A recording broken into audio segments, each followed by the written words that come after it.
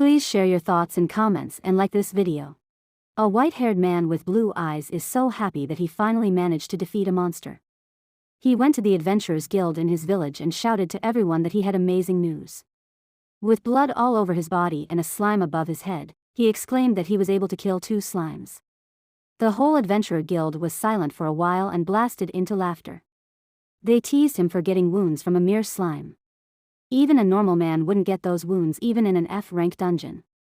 He asked them to not underestimate slimes as they would bite when they were serious. Someone countered it with a mocking smile that they had no idea about. Because they would kill the slime in an instant. The boy's name was Loa Foil, who is the low-level adventurer in his village. Someone teased him if he was trying to become the world's low-level adventurer.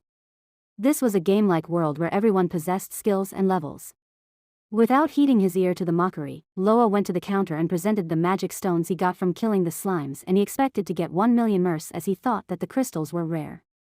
But to his disappointment, the crystals were worth only for 3 merce. Merce is the currency used in this world. He argued with the guild staff to give him more as he wouldn't even be able to afford a meal with that amount. Otherwise he had no choice but to eat grass and bugs outside. But the staff rejected it as it was just how business worked. It was confirmed that Loa was going to have bugs and grass as his dinner tonight as well. The staff called him and asked about his status.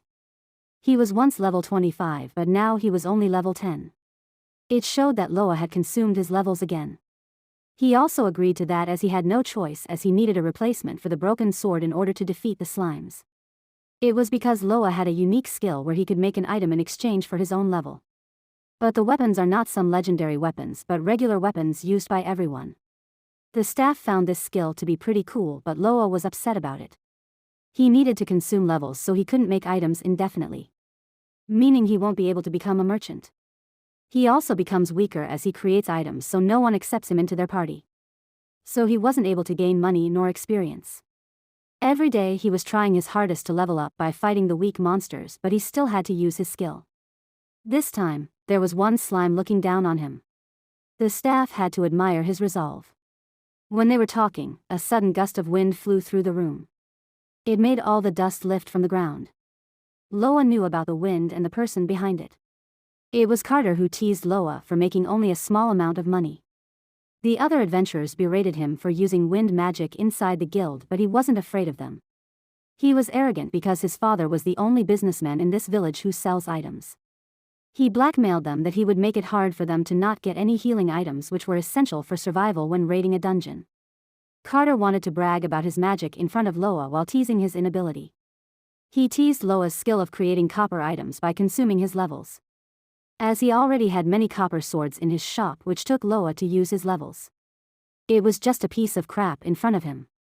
Loa ignored him and made his way outside as he mentioned that he didn't necessarily hate this skill. When he was young, he would view the things he had bought with the little money he had as precious. According to him, if one gains something by spending something precious, then it has meaning. He was trying to leave as cool as possible. But the staff mentioned that he had forgotten his 3 merce. He couldn't lose his hard-working wage, so he collected that amount. He was happy that he could at least buy salt with that. Carter hated Loa more than anything because of his hard-working nature. The next day, Loa went to the dungeon as always. No matter what anyone says, he would continue to use his skill because that's his only option. Levels are not the only points one needs to get stronger. One also needs skill points. Skill points are what you get when you level up. When you use those, you could gain new skills and magic. But because of his item creation skill, Loa's level keeps going up and down. Because of that, he won't get any skill points even if he levels up. In other words, no matter how much he leveled up, he couldn't learn any skills or magic. That's why Loa trained with his sword and tried his hardest.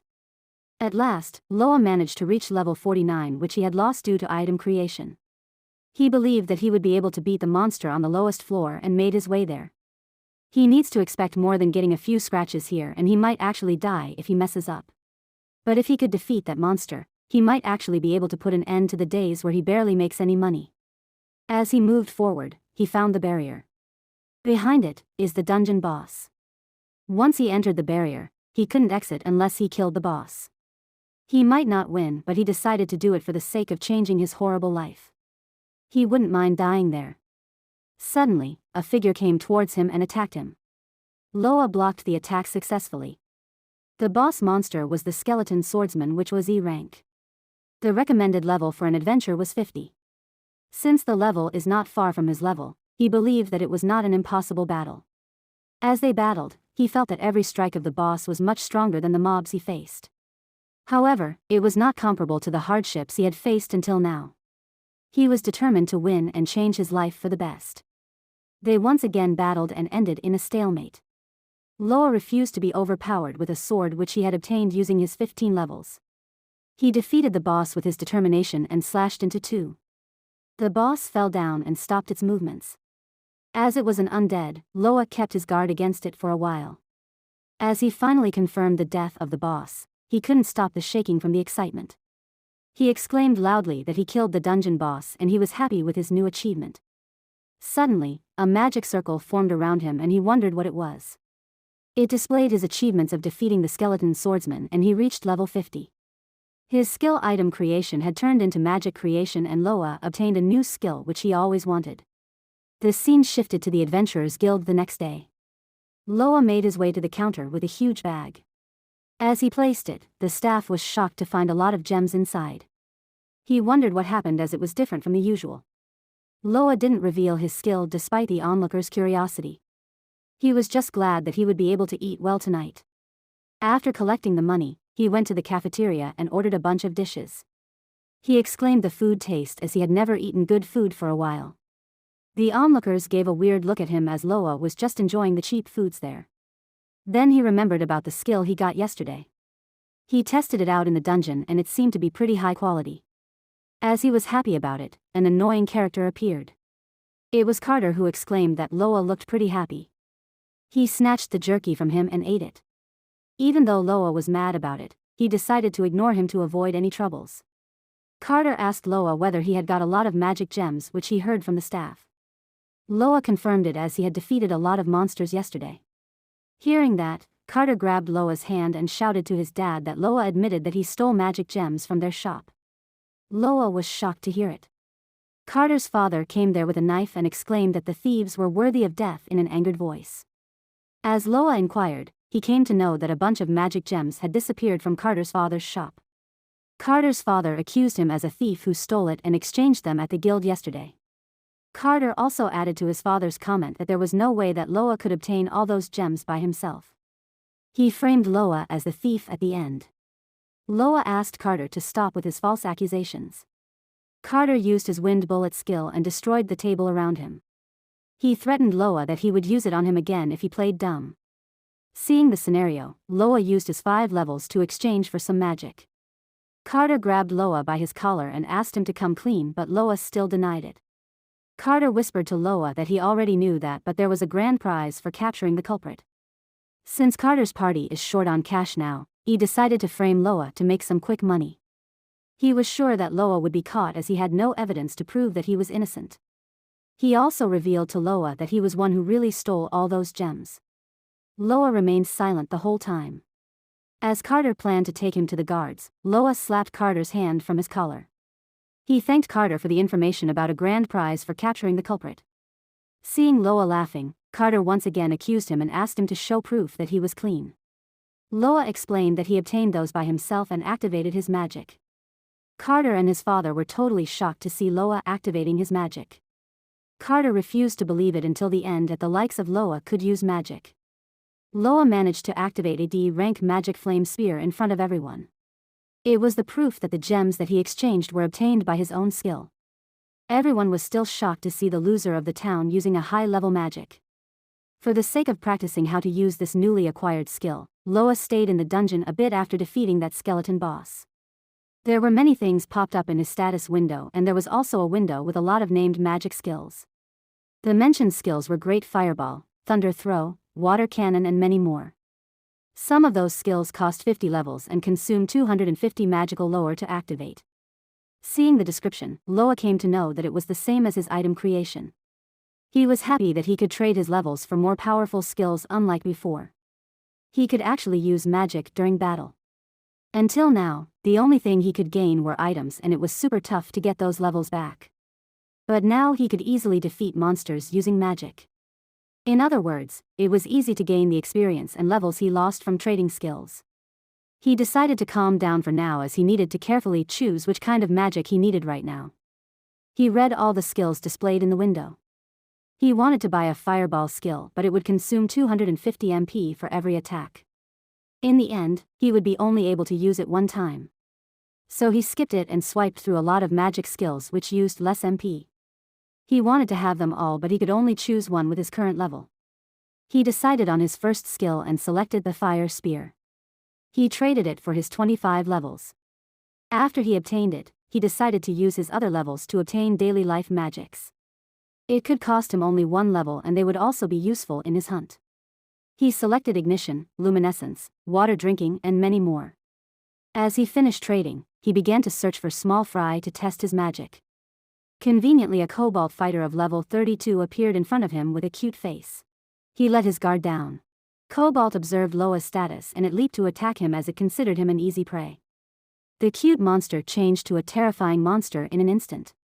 Seeing it suddenly, Loa lost his cool for a moment and he was also not mentally prepared for it. He shouted the skill name and extended his hand. Luckily, the magic activated and pierced through the cobalt. Time began to flow slowly in front of Loa. He watched the lifeless body of Cobalt fell down with a hole at its chest. He was amazed to see the performance of his magic.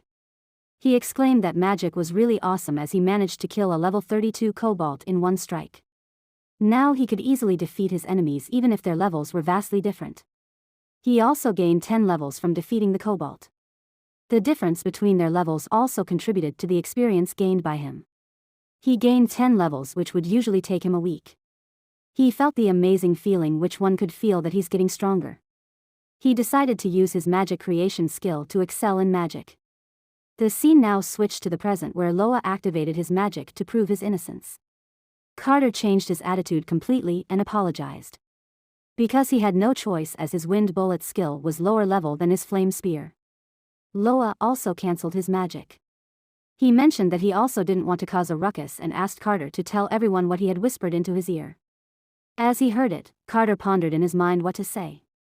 He didn't want to tell the truth because he was confident that Loa's also didn't have any evidence of his crime. Carter framed the guild staff as the culprit and mentioned that he forced him to not tell anyone. Loa watched the comedy skit that was playing on. Carter turned around and signaled Loa to play along with him. The staff denied that and Carter exclaimed that the staff needed some punishment to admit the truth. He used his spell Wind Bullet on him. Loa was mad when he saw Carter shifting the blame on the innocent staff. He activated his magic and fired against his spell, which cancelled it. He wanted to let Carter take care of this. But he now had no choice as Carter was still refusing to accept the blame. He asked everyone to listen as he had another magic to show. He played the daily life magic recording which he spent 5 points on before. With that, everyone heard what Carter whispered to Loa's ear. It was perfect evidence and Carter was confirmed as the culprit. Carter still tried to deny it, but no one believed him. Carter's father beat him mercilessly for his act and the staff thanked Loa for his help. Everyone praised Loa for his achievements, which was evident that they all hated Carter. Loa was glad that everyone wouldn't laugh at him like before. He finally might be able to progress forward. The next day, many party members asked Loa to team up with them, but he refused them all. He was invited to 5 parties that day, which showed the importance of magicians. When Loa fights with a party, the experience is divided amongst all of them and that would be bad for his skill. He wanted to monopolize all those experiences to level faster. He thought that it was also best for him that way as he could trade more skills sooner. He was also sick of people backstabbing him. While he was thinking, the staff called him. He was happy as he gave him a new guild card. He mentioned that Loa was promoted from F rank to E rank and congratulated him. Loa was shocked to hear that. The staff explained the adventures were rated by their contributions to the guild and their actual strength. As Loa displayed his strength yesterday, he was acknowledged as an E rank adventurer. The staff provided him a new guild card with changed color from iron to bronze. Loa was happy and exclaimed that he was the only one who spent most time to get to E rank in the guild's history. The staff indulged in nostalgia of seeing Loa covered in slime bites, which won't happen in the future. Loa went to the E rank dungeon while holding his new guild card, which indicated his eligibility to enter it. Suddenly he heard a voice which asked a person named Sonia to take care of the front line better. Loa was scared for a minute and watched an adventurer party hunting. Everyone was shouting at the tank to do her job properly, who was the person named Sonia. She apologized and mentioned that she would do her best. Loa could say that it was an uncoordinated party. A tank is someone who blocks the enemy attacks. But Sonia seemed to be frail and she was suited to be on the rear guard. The rear guard job was to protect the mage and long-distance attackers from sneak attacks. But she's doing her best to become the target of the enemy as the main tank, whose job was to hold the enemy in one place to make it easier for her allies to attack. But she was still treated badly by everyone. Loa confirmed it once again that it was a hassle to join a party. Since it's none of his business, he decided to leave. At that time, a monster sneaked behind Sonia and attacked her. The mage of Sonia's party shouted at her to look behind. But it was too late as the monster was already near her. No one looked after her, which led two monsters to attack on both sides. Seeing that there was no way that her defense would make it in time, Sonia readied herself to receive the attack. Suddenly a fire arrow pierced through the monster and she was saved. Sonia was surprised and thanked the mage in her party for saving her. Seeing Sonia thanking her, the mage acted haughty and asked Sonia to bow to her for saving her life. Loa left the place silently and he was glad that no one noticed him, since it would cause him a bad reputation of stealing other party targets. All adventurers are ready for danger like that. Since adventurers get so many rewards, they would get mad at people who try to step in to help. But Sonia would have been crushed to bits if it wasn't for him, and he didn't want to see that. In the end, he used too much MP on that attack and he once again achieved level 50.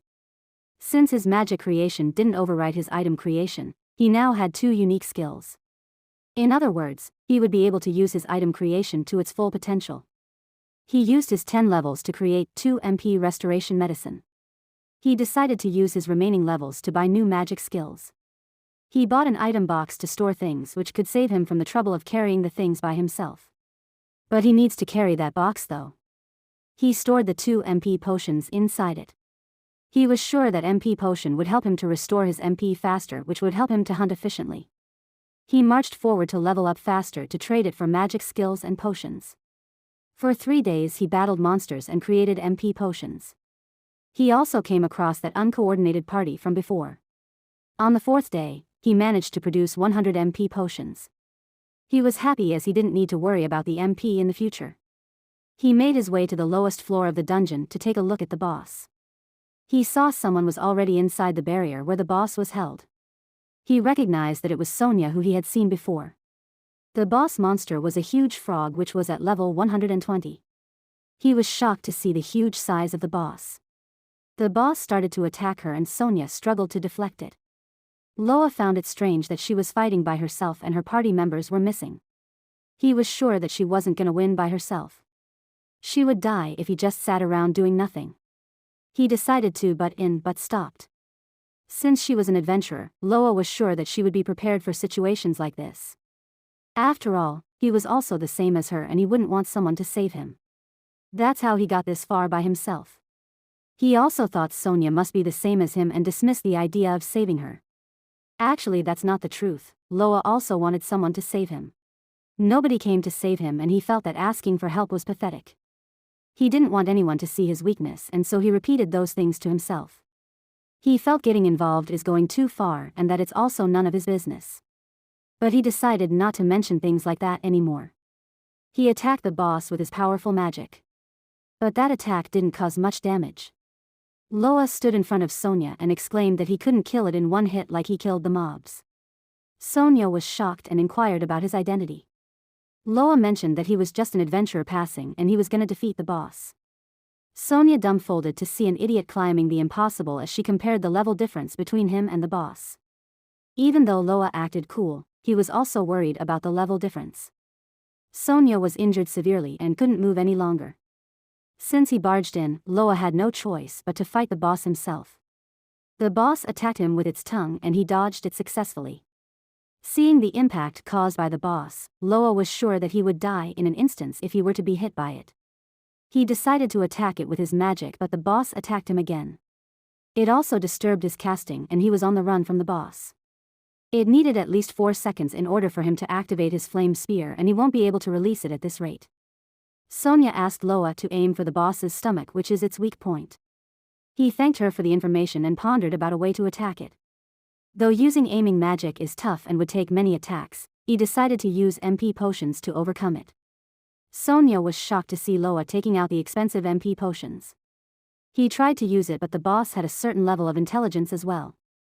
It attacked him to stop Loa from taking the potions. The MP potion shattered upon its impact to the ground. Loa took as many potions as possible, but every time the boss's attacks shattered the bottles. Sonia asked him to be mindful of attacks rather than try to restore his MP. But Loa asked her to not worry, as everything was according to his plan. He aimed for the boss's eyes, which gained him some time. He began to cast his magic and ran towards the frog boss. He slid below it and stopped below its stomach. He casted his fire spear magic at the end of 4 seconds from when he attacked the boss's eyes. It pierced through the boss and it fell sidewards upon death. Sonia was shocked to see the spell. Loa explained that he wasn't trying to drink the restored potions but used the liquid on the ground to reduce the friction to slide. He exclaimed that it was not easy to look cool. Sonia thanked him for his help. She didn't forget to mention the glass shards on his back, and Loa mentioned that would happen. Suddenly he felt a surge of power inside and he leveled up to 70 from 40.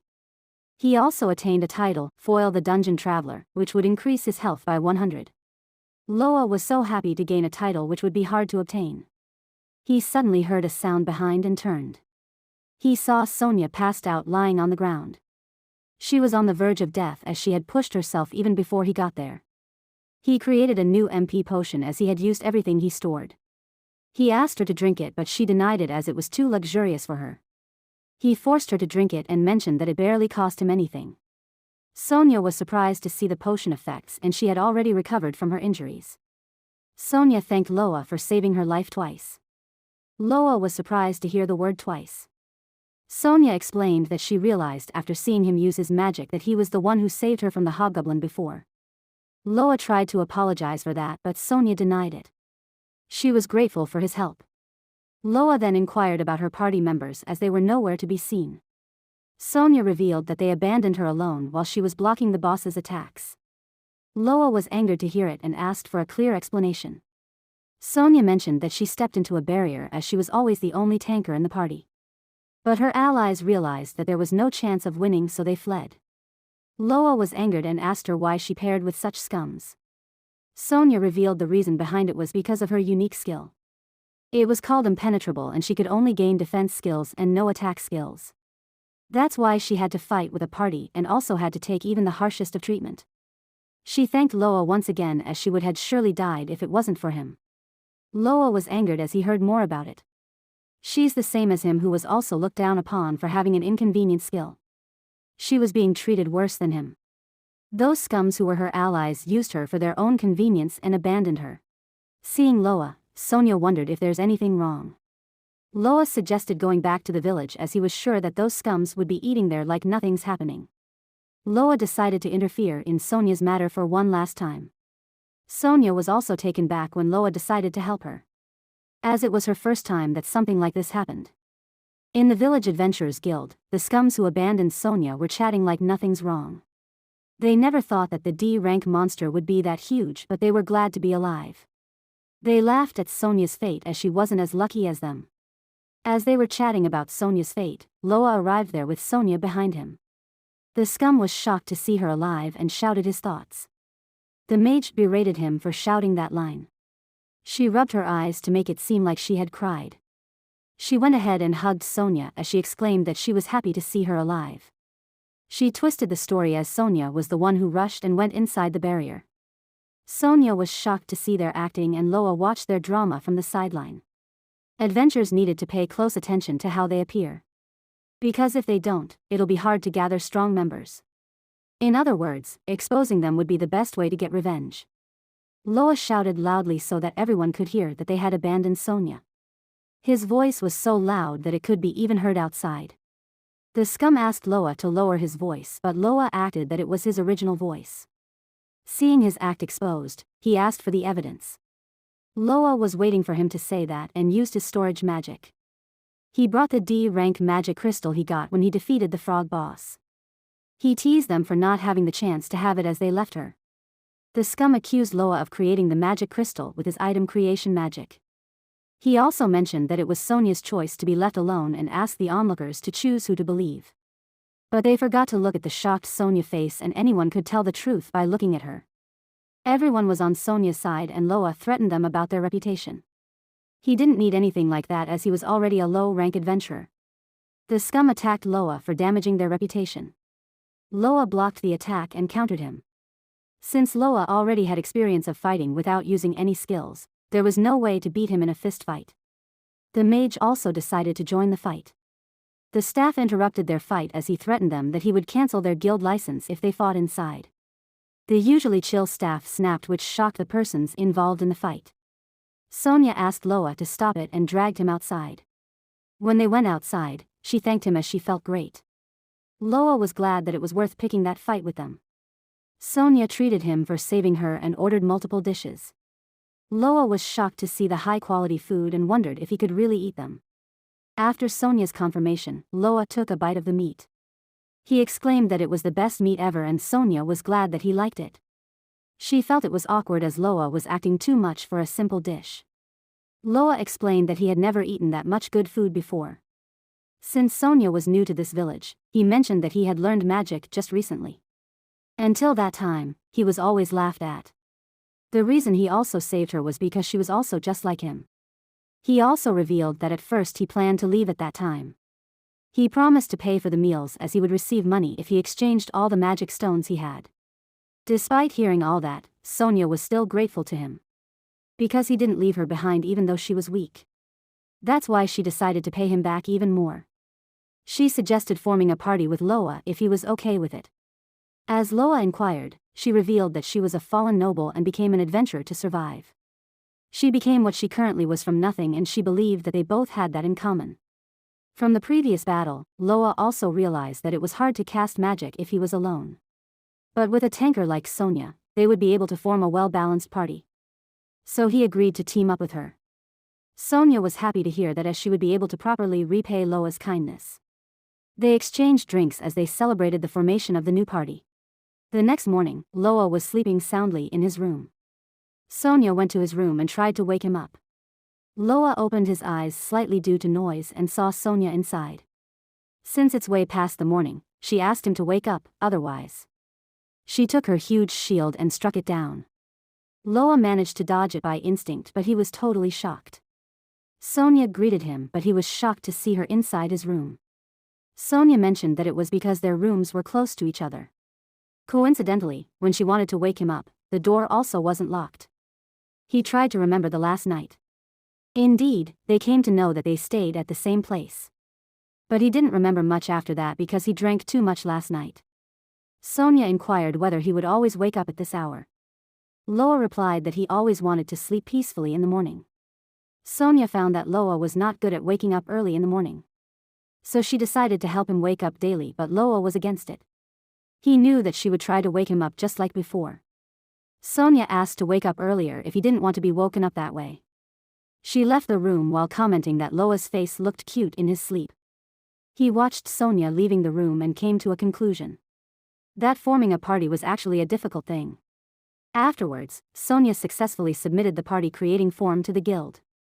They could look at other members' status now after the party was registered. Loa confirmed it, and he was amazed to see the defense stats of Sonia. Her stats were 8 times higher than him. Sonia was amazed to see Loa having 2 unique skills. Loa was confused at that and asked why she was surprised when everyone else was the same. Sonia denied that, as she never saw anyone with 2 unique skills. Even though she had formed a party with many members. She also likes Loa, who used his skill to save other people instead of using it for profit. She felt that Loa was a great and kind person. Loa asked her to stop as he was not used to getting complimented by others, and he felt embarrassed by that. After that, they planned for that day's schedule. Loa suggested entering the E-rank dungeon. But he asked for Sonia's approval. Since it was the same dungeon where she was betrayed by her ex-party members. Loa wanted to go to the innermost sanctum where the King Frog was. In this village, there were only 2 dungeons, E-ranked and AF-ranked 1. If they could defeat both the boss monsters, Loa was sure that they would be able to gain another title. Since Sonia didn't have one, he was also planning to get one for her.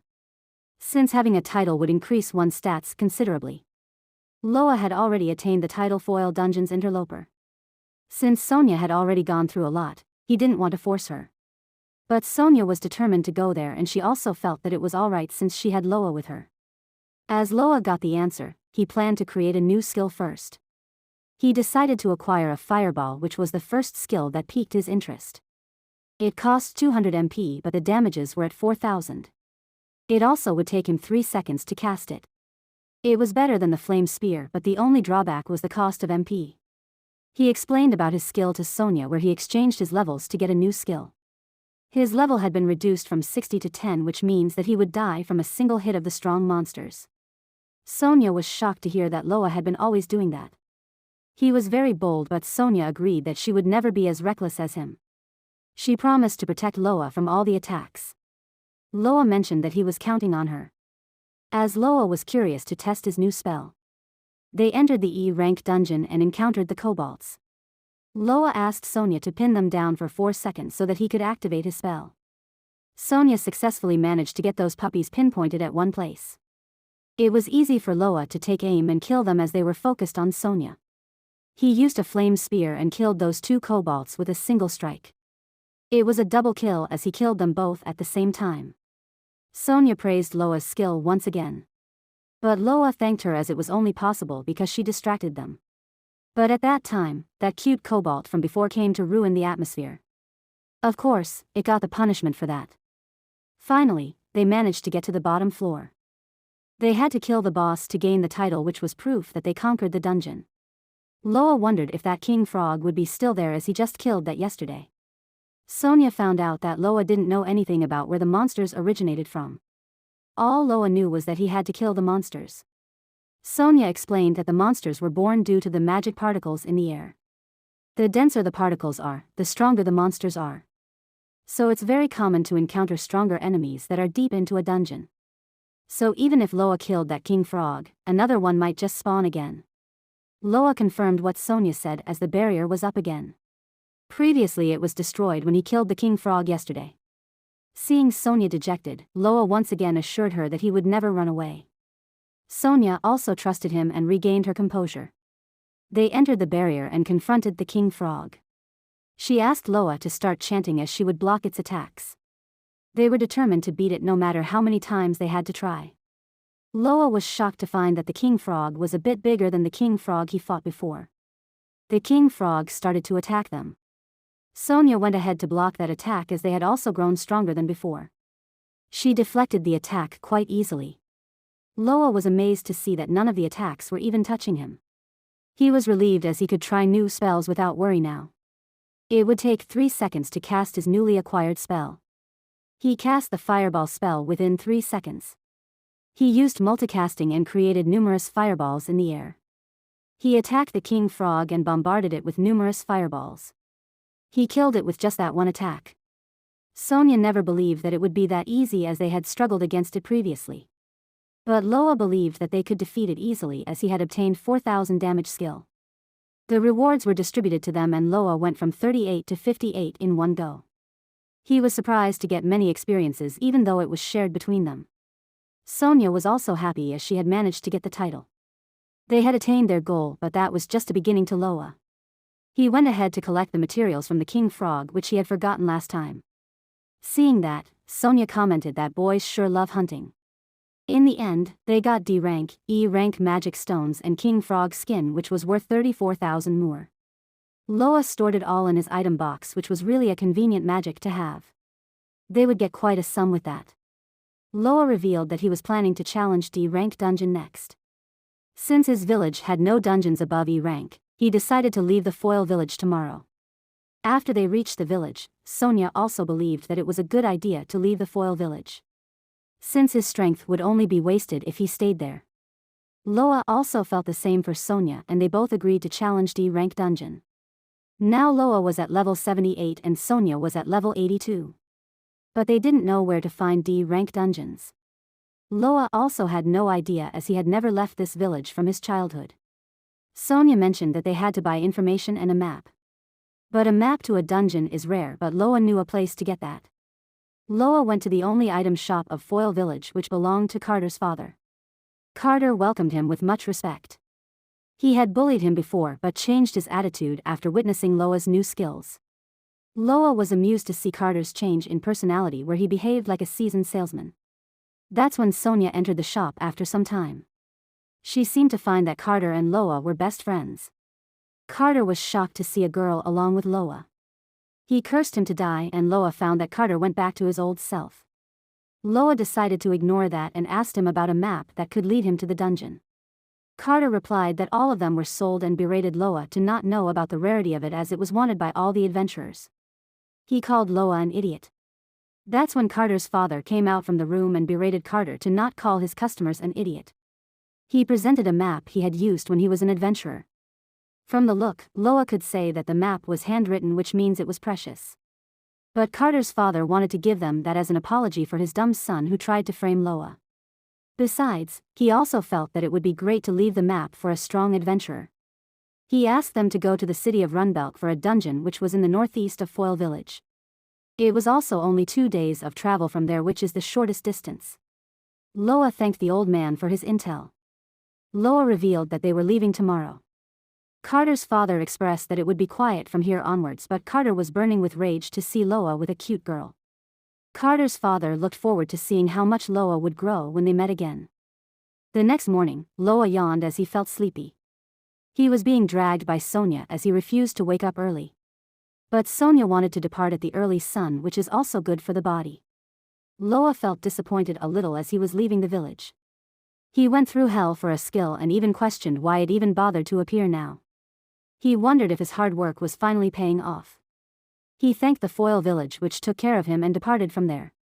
As they traveled, they encountered numerous weak monsters on the way. Like the slime, which Loa hunted the most at his level 1. The magic particles in the atmosphere seem to be weaker there. But they still need to have their guard up. It's rare, but there were still cases of magic particles stockpiling. So there was a chance of strong monsters appearing. But Loa didn't believe that monster could be as strong as the monsters he faced in the dungeon. Suddenly they heard a scream. They turned and saw a carriage running towards them. They found out that a little girl was driving that carriage. She screamed as she asked someone to help her, as she would die otherwise. Loa and Sonia decided to help her as they saw a huge shadow behind the carriage. They believed that the monster couldn't be that strong. But it turned out to be false, as the monster was a grizzly, which was rank D monster. It needed level 130 at least to confront it. Sonia with level 82 and Loa with level 78 were totally scared to see that. Loa and Sonia encountered Mr. Bear on the road while traveling. Sonia was totally scared as she stuttered to speak. Loa asked her to calm down as he didn't need her to confront it.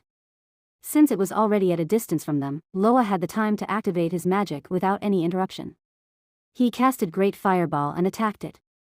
He managed to kill that huge bear in one shot, and the little girl was surprised to see that.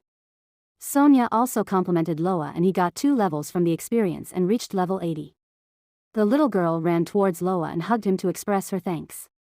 She cried as she managed to overcome the predicament which had her life on the line.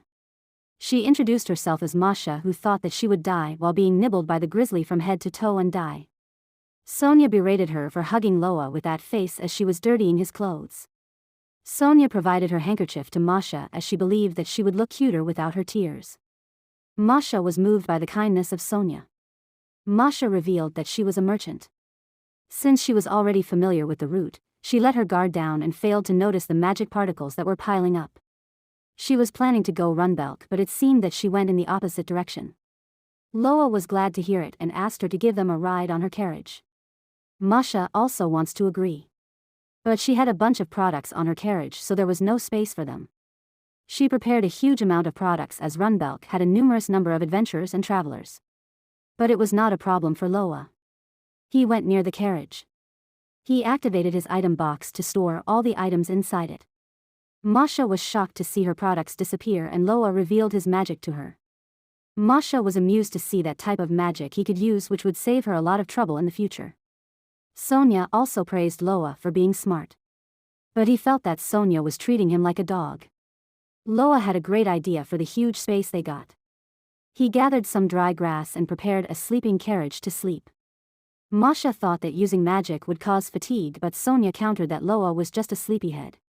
The three of them prepared to go to Run Belk. On the way, Masha and Sonia had a good time, but Loa spent the whole time sleeping. They woke up Loa finally when they had reached their destination. Loa was amused to see a ton of buildings and people around. Masha could see that it was their first time there. She exclaimed that there were a lot of adventurers in the city to take requests. Loa and Sonia asked Masha to stop the carriage as they decided to walk from there. Loa dropped all her products after that.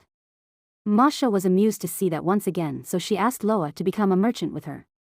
Sonia denied that as Loa was with her.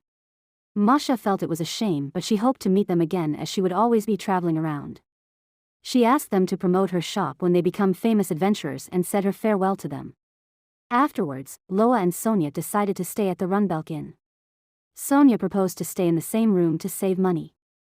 But Loa was adamant about having 2 separate rooms even if it was expensive. Sonia was fine with one, but Loa was not, as he asked Sonia to be aware of how cute she was. Sonia flushed when he mentioned that. The inn owner got mad about the situation and asked them to flirt somewhere. Loa assured Sonia that they could earn money tomorrow in the dungeon, as he thought that Sonia was doing that to save money. But he didn't understand her feelings, and we got another dense protagonist here. Seeing Sonia sighing, Loa wondered about the reason for that, as he just acted like a gentleman. The next day arrived. Sonia woke him as always. She had already got some information from the guild that the D-rank dungeon was nearby. Loa came there with his sleepy hair and exclaimed that Sonia was an early bird as always. They were on their way to the D-rank dungeon. They finally reached their destination. Sonia felt nervous as she could sense the high amount of magic particles in the air. On the other hand, Loa was excited. Sonia asked Loa to escape if things went wrong, even by himself. She wanted him to use her life, which he saved as per his wish. Basically, she asked him to use her as bait, and she was ready to sacrifice herself for him. But he refused to abandon her like that. He was determined to conquer the D-rank dungeon along with her. They found a normal room upon entering with water flowing in the middle. Sonia heard that this place used to be a sewer. The attributes of monsters in the dungeon depend on their environment, so they could say that the monster in that dungeon could be mostly water element. There were advantages and disadvantages in each element. The advantageous element deals twice the damage, where the disadvantageous element would only reduce the damage by half. Here, Loa's fire skills would be disadvantageous. He was not sure about that, but he wondered if he would be able to defeat them. He was only able to afford 2 shots with his MP. So he wondered if he would be able to defeat the powerful monsters with only that. He was excited to learn how to fight new types of monsters. That's when Sonia announced the arrival of a monster. It was a red armored crab. Loa felt disappointed as he expected more powerful monsters. The monster came in front of them and started to attack them. Loa asked Sonia as usual to get him some time.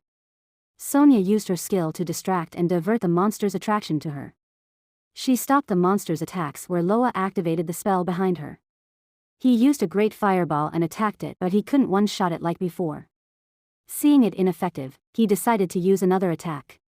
The monster fell down from that attack. But Loa's had already exhausted his MP. As Loa let his guard down, the carb monster attacked him. But it was blocked by Sonia with her iron wall skill. She asked Loa to regain his MP as she could hold it in for 10 seconds. Loa used the MP potion he created and drank it to recover. Afterwards, he decided to use a fireball once again as he decided to roast that carb. He once again used a fireball on it. Finally, the monster died and Loa leveled up to 82. They began to collect the crystal from the monster. But it took Loa 3 shots of fireball to kill one. So he decided to exchange his level for a new skill. He decided to get the lightning javelin, which would cause 2,500 damage in exchange for his 150 MP.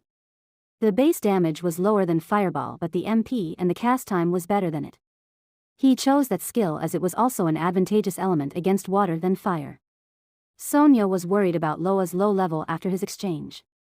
He would be reduced to level 32 and even one attack would be lethal if it landed on him. But Loa had complete faith in Sonia that she would draw the enemies from him. Sonia felt happy as she came to know Loa's trust in her. He obtained the new magic and was curious to see the use of that magic.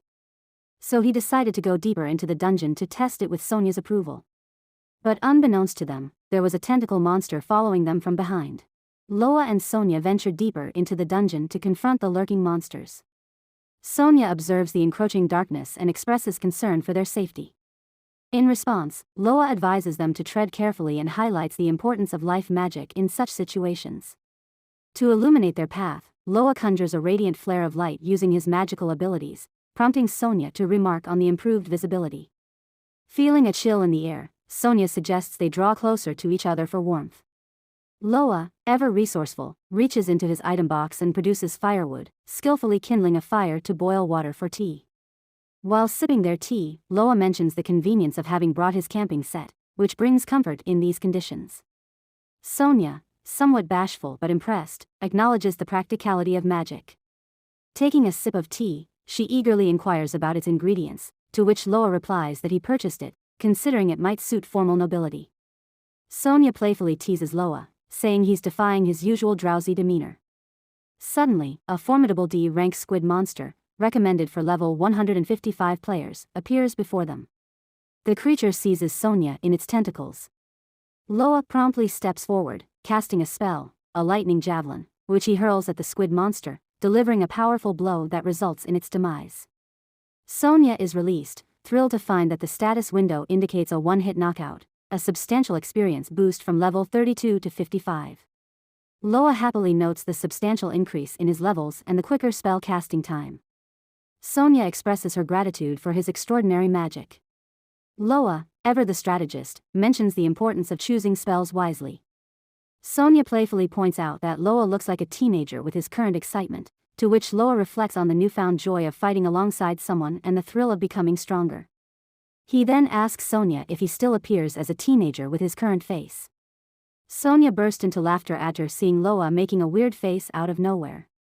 She teased him for making the face of a slime being twisted like an old rag. Afterward, Loa and Sonia present the D-rank magic stones they've obtained to the guild staff in exchange for currency.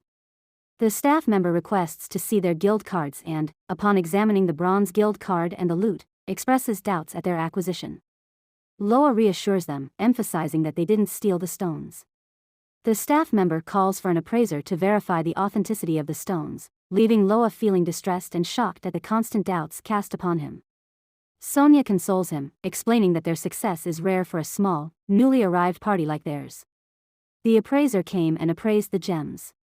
He finally confirms the legitimacy of the stones, noting their freshness. The guild staff apologizes profusely, explaining that adventurers of their rank rarely accumulate such quantities. Sonia suggested Loa to take it slow next time. Loa also agreed that he had gone overboard this time. To make amends, they offer to purchase the stones at a higher price. Amidst the conversation, the guild staff man inquires about the necessity for such a substantial amount of money. Loa reveals it's for lodging and mentions his significant level-up progress. Encouraged by this, the staff member suggests tackling a monster house, a place teeming with monsters found in certain D-rank dungeons. Loa and Sonia, intrigued, consider it a lucrative opportunity, and Loa confidently labels it a chance for significant profit. Loa and Sonia found themselves inside a dungeon on a monster hunting quest. Loa, brimming with excitement, inquired of Sonia whether she had ever encountered a monster house before and how many of them might be lurking within these dark confines. His eyes sparkled with anticipation as he envisioned the satisfaction of eradicating them all with a single strike. Sonia playfully remarked to Loa to calm down, as he seemed to have reverted to the exuberance of his teenage years. She confessed that she had never encountered such a phenomenon but believed it to be an excellent opportunity to level up. However, she cautioned that the sheer number of monsters could deplete their mana reserves rapidly. Loa, eager to share his newfound knowledge, opened his status panel and proudly revealed a spell he had discovered the previous night, a powerful area of effect spell known as Thunderstorm. Sonia couldn't contain her excitement, exclaiming her awe at the existence of an AoE spell. Loa added that it boasted remarkably high base damage. However, he acknowledged the spell's drawbacks, such as its exorbitant MP cost and lengthy incantation time, not to mention his insufficient levels. Sonia, noting that Loa had reached level 101, agreed that they couldn't access it just yet. Loa advocated for a more leisurely approach to leveling up and assured Sonia that he had equipment to address the MP issue, showcasing his prized ring of magic on the status window. Sonia enthusiastically suggested they rely on item creation when facing such challenges. Loa, though reluctant to part with 50 levels for more mana, realized it was necessary. As Loa donned the Ring of Magic, he asked Sonia how it looked. Sonia happily complimented him, praising his elegant hands and how well the ring suited him.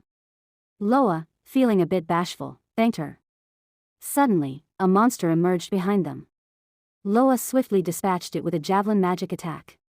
He narrated how they had ventured into the dungeon for several days, recollecting their progress. On the first day, equipped with a D rank magic stone, Loa's level shot up from 51 to 113, while Sonia's advanced from 115 to 138. By the time Sonia reached level 130, she ceased receiving bonus experience from monsters around level 150. On the second day, they temporarily disbanded the party, and Loa went solo briefly, reaching level 150. On the third day, Loa anticipated acquiring the Thunderstorm skill, only to realize he was one level short. He decided to defeat a red armored crab standing in his way and reached level 151, feeling no regrets. Consequently, he acquired the coveted Thunderstorm skill and became a level 1 character once more, thanks to the Ring of Magic. Sonia playfully laughed at his excitement and expressed curiosity about the new spell. Loa suggested reassembling their party, but when he attempted to send an invitation, he discovered that a level difference of 100 prevented them from forming a party. Sonia reassured him that she had a plan and hurried off to lure some monsters. Loa requested 3 or 4 of them, urging Sonia to be cautious. While pondering his unexpected level gains in just 2 days, Loa contemplated the level of monsters he could now face, perhaps level 50 or even level 60 creatures. A mischievous smile crossed his face as he eagerly anticipated putting his abilities to the test. Suddenly, Sonia returned, urgently calling out to Loa. He was taken aback, assuming she had brought only 2 monsters with her. However, as Sonia ran towards him, being pursued by the creatures, Loa was shocked to see a total of 8 monsters closing in on them. He instructed Sonia to run toward him, initiating his spell's incantation with the awareness that it required a full 7 seconds to complete. It was a risky move, as the area of effect spell could potentially harm Sonia if mistimed. Yet, if he delayed, they would be overwhelmed. As he cast the spell, Loa calculated Sonia's stamina and whether she could reach him in time, the tension mounting. Sonia sprinted frantically, fleeing from a menacing pursuing monster. Amid her tears, she implores the creature to launch its attack, vowing to skillfully evade it. Meanwhile, Loa meticulously calculates the time required for Sonia to reach him. Upon her arrival, he instructs Sonia to leap. She complies, and precisely at that moment, Loa unleashes a powerful thunderstorm attack on the monsters. Astonishingly, all the monsters succumb to this single devastating strike. In the status windows, Loa's experience points steadily accumulate, propelling him from level 1 to an impressive level 110. Sonia, her spirits lifted, commends Loa for his astounding feat, defeating 8 monsters in one fell swoop. Loa, with a smile, expresses his relief at Sonia's safety, acknowledging that even though she made an error in judgment, the outcome was favorable. Sonia apologizes, admitting that she overestimated Loa's abilities, which led her to attract such a large number of monsters. Grinning, Loa reassures her not to dwell on it, as everything turned out well. He gained a substantial amount of experience thanks to her actions, and the loot they acquired is remarkable, though it will be a bit of a hassle to collect. Employing his item box, Loa efficiently stores the loot. Sonia expresses her amazement, suggesting that even housecleaning could be enjoyable with him around. Loa inquires if that's a compliment, and they share a light-hearted moment. Suddenly, a cry for help pierces the air. Loa and Sonia dash towards the source of the plea and discover a young man besieged by monsters. Loa inquires about the young man's well-being, to which the boy responds by asking if they are adventurers and pleads for their assistance. He confesses to acting recklessly, leading to his predicament, and he's powerless to escape alone. Sonia observes that the young man is injured, and Loa swiftly decides to aid him. Loa proposes a strategy to Sonia, instructing her to draw the enemies away while he gauges the range of his area of effect attack. Loa then releases his thunderstorm attack, incapacitating all the monsters in an instant. The young man, astounded, remarks that they must be joking, having dispatched all the monsters with a single blow. Loa checks on the injured man, inquiring about his condition. The young man expresses gratitude for their rescue and reassures them that his wounds aren't severe. As Loa's status window continues to display a cascade of level-up messages, the young man comments in astonishment on Loa's rapid progress.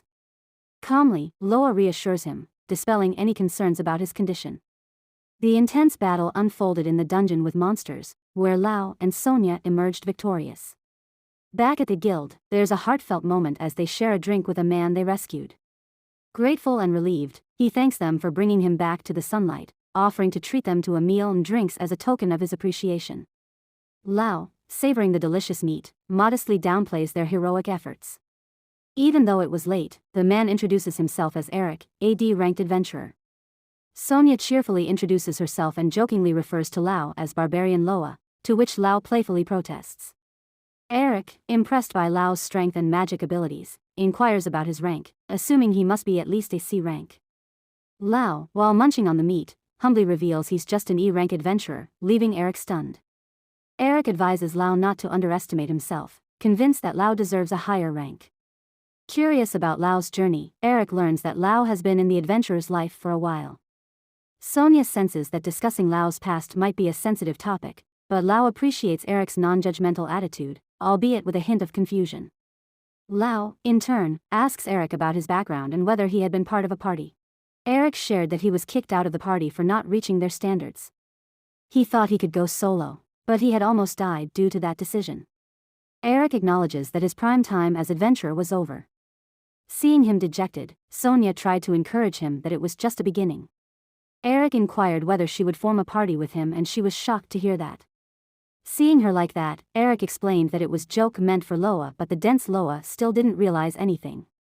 There were a lot of adventurers like Eric who had given up when they hit a wall. Eric decided to quit as an adventurer as well. Instead of risking his life every day, he decided to start a workshop. Excited by the idea, Lao suggests that Eric could also gain experience in the process.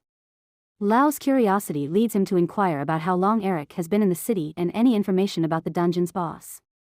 Eric hints at rumors of a C-rank level boss in the depths of the dungeon. Lao contemplates the need for magic that can defeat such a formidable foe. Eric offers some advice to Sonia and Lao, emphasizing the importance of taking on more guild commissions to climb the ranks. He warns them not to draw too much attention, as strong adventurers can attract unwanted challenges. Lao casually remarks that he's used to such encounters. Eric humorously points out that Lao has a face that invites trouble, leading Sonia to defend Lao's appearance as handsome. They spend the rest of the night drinking.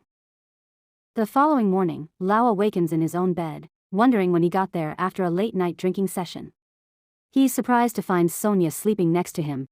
Sonia, upon waking, teases Lao about his proximity, mistaking it for a dream, but quickly realizes that both are fully clothed, meaning nothing happened between them. Lao reassures her that it's nothing of note, and they were probably just exhausted. Sonia finally realized that it was not a dream. Sonia, however, abruptly dashes out of the room, embarrassed. Dense Leo was confused at Sonia's reaction. He was sure that he made a gentleman's response, but Sonia smashed the door for some reason. He couldn't understand a girl's heart. At the Run Belk Guild, a female staff member hears from Eric about Sonia and Lao's heroic use of magic to save him and assumes they had a lively night. Lao denies any such activities, claiming they slept soundly.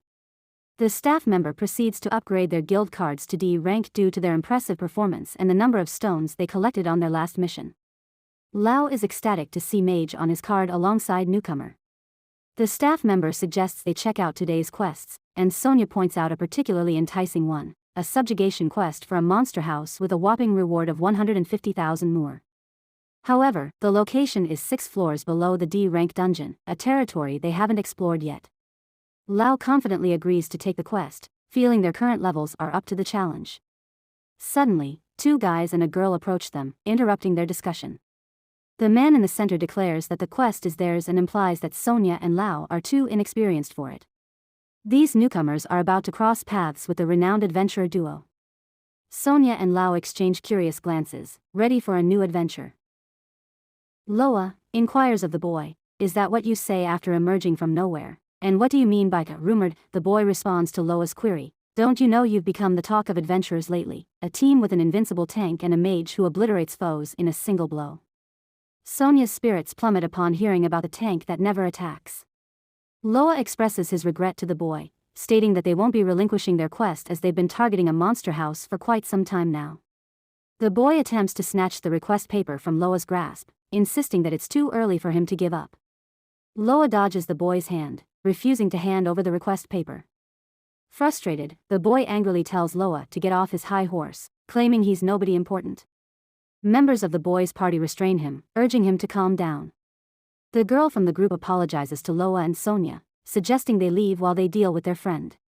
The boy shouts defiantly, "Don't touch the almighty Jakasama." His party members scold him for sounding like a fool, addressing himself as Sama, and implore him to stop. Sonia asks Loa about the odd encounter, to which he responds, "Who knows? All we can say is that he's quite eccentric. Let's move on."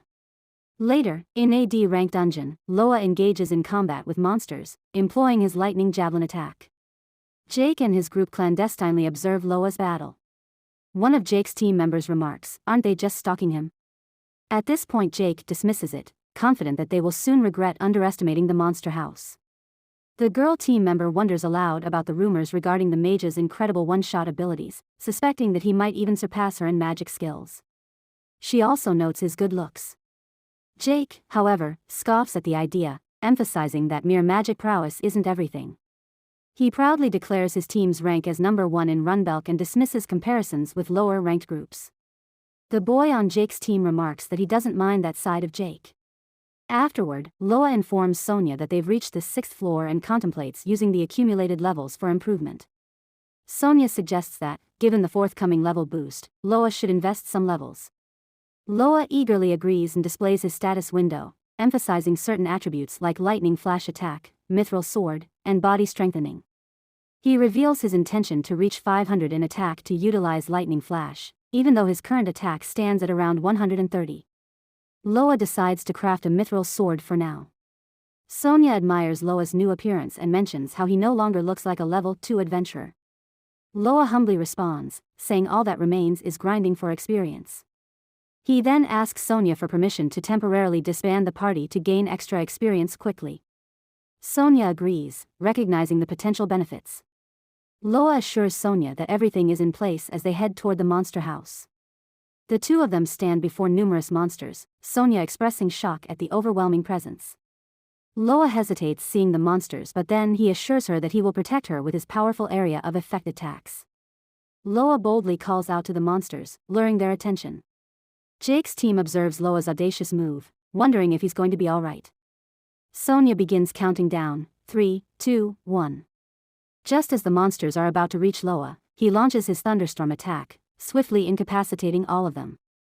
Sonia rejoices, and Jake is left in awe, wondering who this remarkable individual is.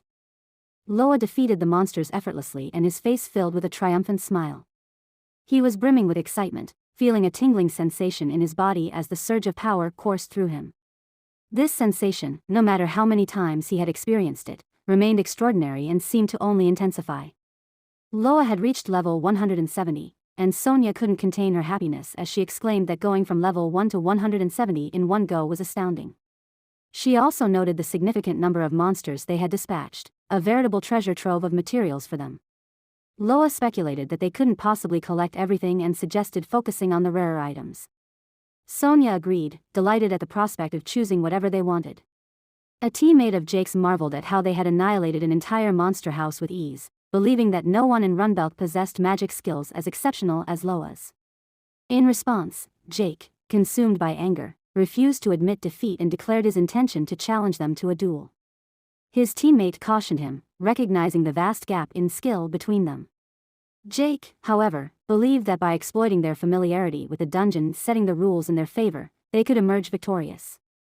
He excitedly congratulated himself on his cunning plan, to which his teammate dismissed him as a muscle brain. Acknowledging that Jake was determined to proceed, the teammate advised against causing any trouble for the judges and lowering their score. Jake asked Dory, a member of their team, for her opinion, but she appeared more interested in Loa than the conversation.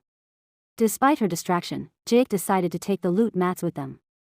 As they left the town, people discussed Loa and Sonia's feat of completing the monster house request on their own and speculated about whether they would accept new members. Sonia remarked on the numerous stares they received, and Loa believed their fame would likely dissipate after a day or two. Later, Loa showed Sonia the contents of their loot bag, which contained 120k magic stones and mats, in addition to the 150k reward from the request.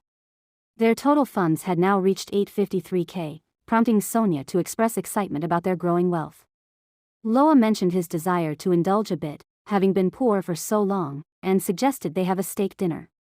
They sat down at the dining table, but Loa's emotional reaction to the meal surprised Sonia. Sonia asked if Loa didn't know how to use a knife and fork, to which he tearfully confessed that he had often eaten bugs and grass with his hands. Sonia comforted him and demonstrated the proper technique.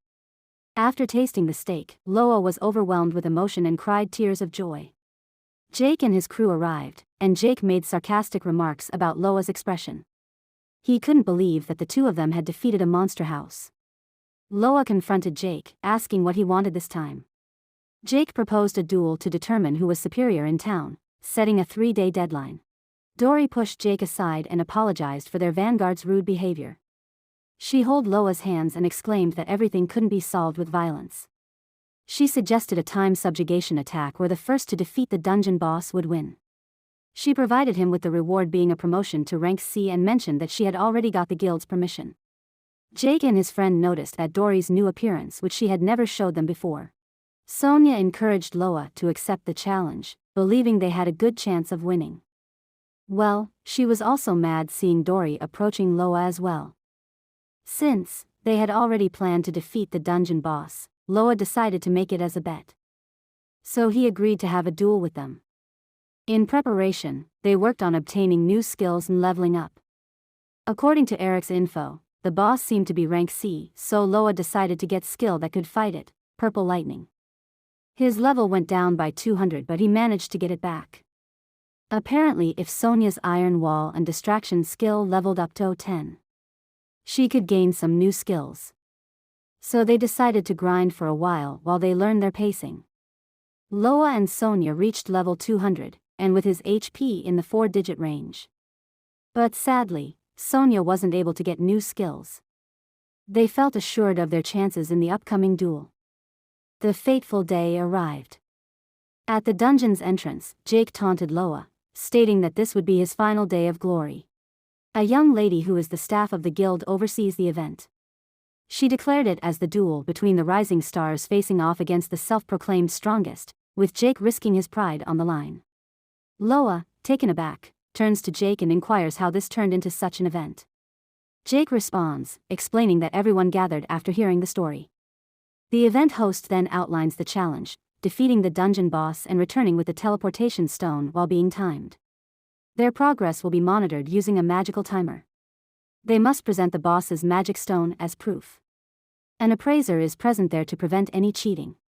With enthusiasm, the host asks who will go first, and Jake confidently volunteers. Jake assures Loa that they'll return in no time, urging him not to wander off.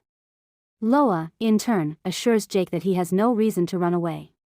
Dory approaches Loa, expressing her trust and requesting him not to hold Jack against her. Jake calls out to Dory, urging the party to move. An hour and a half later, Sonia sits beside Loa. She curiously asks Loa whether men generally prefer women with larger breasts and if they genuinely favor such attributes. Loa replies that preferences vary among individuals. He playfully adds that he prefers someone like Sonia, who isn't afraid to stand up to him. Sonia's face lights up with happiness at his response. That's when the crowd erupts with cheers, and Jake's party returns from the dungeon. The hostess announces their completion time, 1 hour and 32 minutes, significantly faster than the average 2-hour completion time. A man in the crowd compliments Jake's party, and Jake confidently states that it won't be easy to beat their time.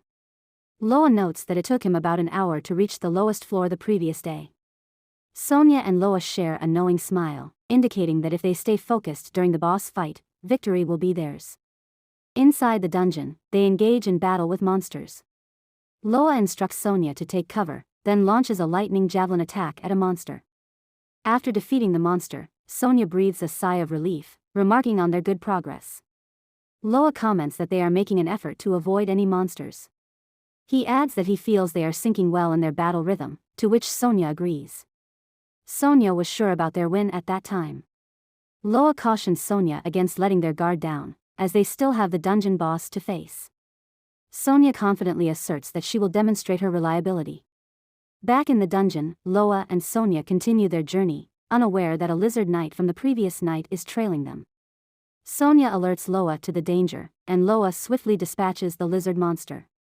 Eventually, they reach the lowest floor of the dungeon and confront a formidable barrier. Loa asks Sonia if she's ready, as they are about to face a monster of rank C and above.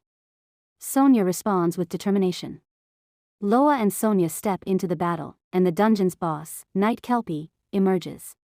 The recommended subjugation level for this boss is 400.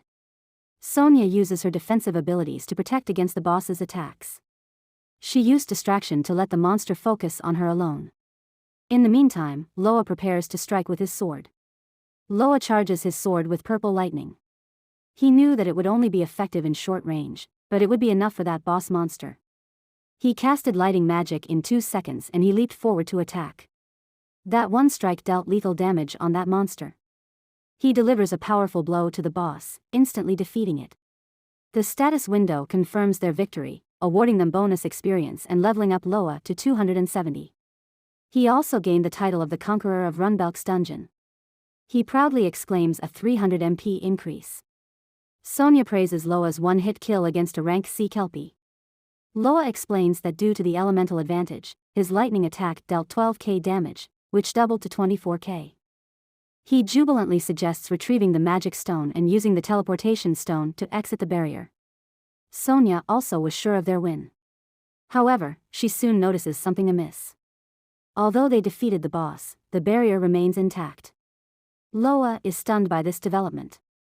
Sonia directs Loa's attention upward, where an extra boss, the rank B soul of Pirate William Gid, emerges with a recommended subjugation level of 1000. Fear grips Loa and Sonia as the formidable extra boss glared at them.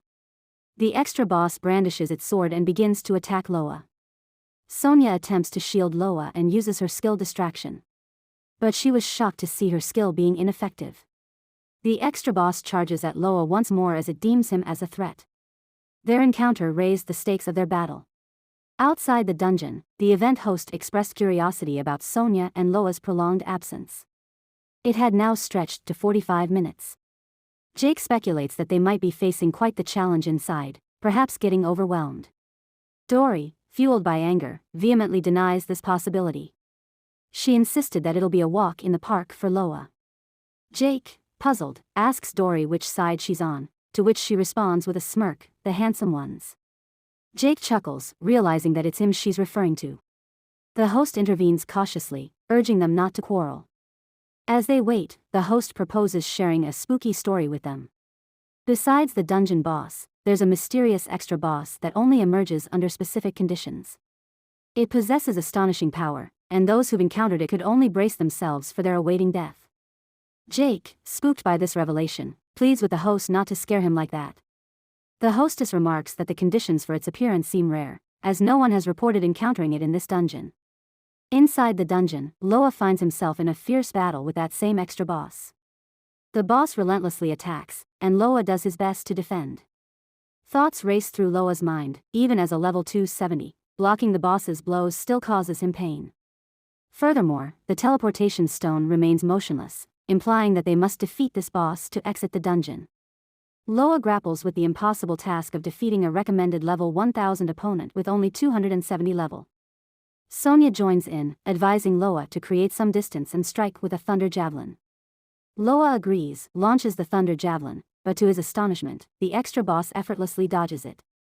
Both Sonia and Loa are taken aback. Loa can't fathom how the boss evaded his lightning-fast spell. Suddenly, the extra boss closes in on Loa, delivering a powerful kick to his stomach. Loa is sent crashing into a wall. Sonia, filled with fear, rushes to shield Loa from the boss's onslaught. The extra boss shifts its focus to Sonia, prompting her to ask Loa to take a moment to recover. Despite his injuries, Loa musters the strength to rise. He contemplates his situation, his HP dwindling to a mere 120, and it was the result of taking one from the boss. Loa understands that this battle against a magic-resistant enemy is the hard fight he always expected. He considered it as a trial, and if he couldn't even beat it, then it was possible to reach the top with his magic. With one hand on his aching stomach, Loa recalls Eric's words about the high dropout rate at rank D. He's fought his way up from the bottom, and he refuses to be defeated now. Loa realizes two key factors contributing to his spell's failure. First, they were far away and he cast it in front of it. Second, even if he used it from its blind spot, it just counterattacked him. He came to the conclusion that chant time isn't needed and he decided to take on its attacks. To succeed, he must engage in close combat. Loa was glad that he had spells for situations like this. Body strengthening. He retrieves a potion from his item box. He also spent 200 levels acquiring that skill. Loa activates body strengthening, which boosted his stats 3 times, tripling his attack and defense capabilities. He was only at level 70 now. This comes at a cost of 10 MP per second, but with his current configuration, it's 30 MP per second for a total of 34 seconds. Loa takes a deep breath, reassured that he's not alone. Sonia can help him recover MP. He instructs her to cover him while he prepares for close combat. Sonia was shocked to see Loa engaging in close combat. He stood before the formidable extra boss with newfound determination, exclaiming, "Round 2 begins." A level 70 challenging a level 1000. They stood confidently, poised for battle. As they both rushed toward each other, their swords clashed in a resounding clash of steel. With his skill body strengthening, Loa was evenly matched with the boss. In the midst of the fight, Loa couldn't help but think that his attacks wouldn't penetrate the extra boss's defenses easily. Nonetheless, it was far better than the thrashing he'd received earlier. With determination, Loa pondered that his strategy might just work. He swiftly closed the distance and landed a shallow strike on his adversary. Despite the life or death situation, he found himself grinning at his small victory. He wondered why he felt such excitement. The boss got mad at that and they started to clash once again. Glancing at his diminishing magical power, Loa knew he needed to recover. The status window indicated that his MP was down to 180 out of 1020. Suddenly, the extra boss disappeared from there. It moved behind Loa, preparing to launch an attack. However, Sonia intervened, bravely blocking the extra boss's strike with her shield. She used her distraction skill on the boss and hoped that it would work. But to her surprise, it worked well, especially in close combat. She urged Loa to recover quickly, as she wouldn't be able to distract the monster for long. Loa gratefully thanked her for her timely assistance. Loa wasted no time and quickly consumed 3 MP potions, replenishing his magical energy to its maximum capacity of 1020. As the battle raged on, he began to discern a pattern in the extra boss's attacks. Seizing an opportunity, he slipped behind the boss. But it had noticed him and charged at Loa with his sword. Loa swiftly ducked, evading the sword's deadly arc, and retaliated with a powerful strike that severed the arm holding the extra boss's weapon. The boss tried to grab its weapon using its other arm. But Sonia stepped in once more, restraining the extra boss from behind. She asked Loa to chant the spell using that time. The extra boss managed to push her away after struggling a bit. It made a desperate rush towards Loa to kill him, which it deemed as dangerous. With a sly grin, Loa taunted that it was too bad for him as 2 seconds had already passed. He unleashed a devastating purple lightning attack through it. He cleaved the extra boss in half and Sonia stood there with excitement. After the victorious strike, Loa couldn't help but cunningly remark, "So, how does it feel to be defeated by AD rank?" Sonia began to tear up at the end of their victory. At one point, she didn't know what would happen there. She also couldn't believe that they managed to defeat a rank B monster. Loa exclaimed that magic creation was such a messed up skill. He also attributed his victory to Sonia's recklessness in holding the extra boss with her hands. But Loa wondered when the level ups would stop. It has been going on for a while.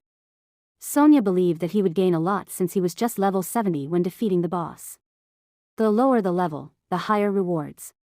She also inquired about Loa's swordsmanship, which was amazing even though he was a mage. Loa answered that he had learned it as a basics as an adventurer. Sonia believed that he could become an excellent swordsman if he learned it seriously. But Loa denied that, as he would just half-ass it if he focused on 2 things at once. Instead of swinging his sword, magic was more fun to Loa. So he was determined to reach the top with magic. Loa was tired and Sonia suggested Loa to take a rest as they still had time before the death line. But Loa likes to have a decent sleeping spot as the floors there were too tough. She pushed Loa to lie down on her laps. Loa couldn't be able to resist her when there were a whole 150 level differences between them. She suggested that he have a lap pillow for 5 minutes and she blushed a little. Loa commented that Sonia seemed stiff and she denied that. In the end, Loa reached level 470 from 70. He also got the title, Captain, which increased his HP, MP, attack and defense by 200. Outside the dungeon, the magic timer stopped at 89 minutes and 12 seconds. The host announced to everyone that Loa and Sonia had returned. And they had managed to clear the dungeon 3 minutes faster than Jake's party. Jake refused to believe his defeat as he thought that they knew about this dungeon more than anyone. He asked Loa to show the magic stone as proof. Loa mentioned that he didn't need Jake to tell him that. He took 2 stones and gave them to him for appraisal. Jake was shocked to see 2 stones there. The appraiser saw that one stone was in better quality than the other and checked it further. He was shocked to see the stone of the B-rank monster there. Jake interrupted it wrongly and mentioned that as fake. But the appraiser explained that both of the stones were real. He revealed that one of them was a rank B stone. Jake was shocked to hear that and Dory was moved by it on the other hand. Jake asked Loa about the meaning of that as he knew that B rank doesn't exist in that dungeon. He cursed Loa and asked him for an explanation. Loa explained that he had defeated the extra boss, Pirate William Gid's soul. Everyone was further shocked to hear that. The host grabbed Loa by his collar as she believed that he was just kidding. It required strict conditions and they even believed that such a thing didn't exist. Sonia was curious about what those strict conditions were. The host explained that the party needed to consist of only 2 members. They had to reach the bottom floor before the 1-hour mark. They also need to defeat the boss within 30 seconds. They also need to finish the boss within 3 strikes. But no one had ever done that and the host only heard rumors about it. Sonia declared that Loa did all of that and Loa declined that he didn't accomplish that alone. Jake's party members were moved when they came to know that Loa defeated the boss and extra boss within an hour and 30 minutes, especially Dory. She leaped to hug Loa using that chance, but Sonia reacted quickly and covered him. She even used a bit of force and Loa took 100 damage from that. Jake's friend asked Jake to admit his defeat even though it was frustrating. But to his surprise, Jake was crying the tears of men. Jake acknowledged Loa's strength and claimed that he turned a new leaf. He was ashamed of his old self. Loa thought about the huge difference compared to Carter in Foil Village at the start of his story. They exchanged handshakes as Loa also had a lot of fun in the end. Soon he was surrounded by many members who inquired whether they really defeated the boss. There were many people who wanted to be recruited in his party as well. Jake cleared the way as he claimed himself that they were having a drinking party between them. Dory hugged Loa's hands using that opportunity to guide him there. But Loa just wanted to go home and sleep as he was so tired. Sonia came to his rescue and separated him from Dory and Loa felt that it wasn't bad as well. They spent the rest of the night drinking and returned to their home. In midnight, Sonia knocked the door lightly and inquired whether Loa was awake. But Loa didn't respond as he was in deep sleep. But Sonia entered his room nonetheless. She exclaimed that Loa left the door unlocked once again. He had too much fun and drank too much after all. She ruffled his hair and Loa was sleeping like a log as he had been tired. Sonia expressed that she was very worried that day. She thought that Loa might die. But she was glad that Loa was okay. She expressed her feelings for Loa on that day. Sonia loved him and was glad to meet a person like him. It was evident for everyone, but who knows how many chapters it would take for Loa to realize that. The next morning, Loa and Sonia went to the Adventurer Guild like always. Loa cried tear of joy as they had received the rewards for winning the bet against Jake.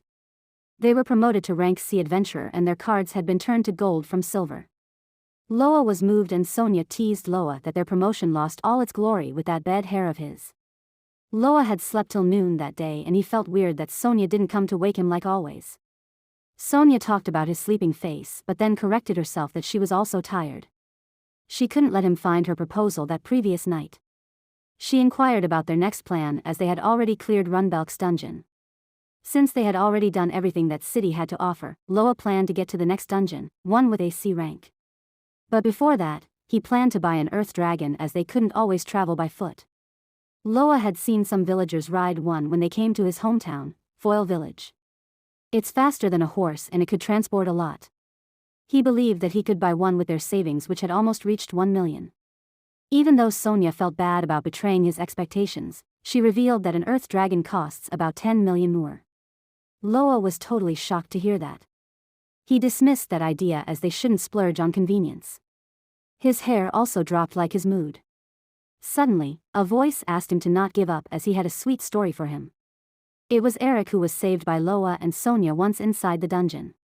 He had already heard rumors about them defeating an extra boss. It was the only story to be heard in his store. It was revealed that Eric had quit being an adventurer like he said. He was running an armory now and he came to the guild today for the paperwork. He was glad to find Loa and Sonia there. Eric wanted to repay them so he asked them to visit his armory. Loa and Sonia went to Eric's armory after finishing Eric's task at the guild. Loa expressed how his store looked like a cowshed. Eric didn't deny that and explained that he was quite proud of himself for building a store with his own hands in his house. Eric had many things that adventurers and travelers want in his store. He also had been raising horses and earth dragons there and he asked them to have a look. Eric decided to give them a young earth dragon he raised completely free. The earth dragon also screamed, "Yow," which is the same as a cat's meow.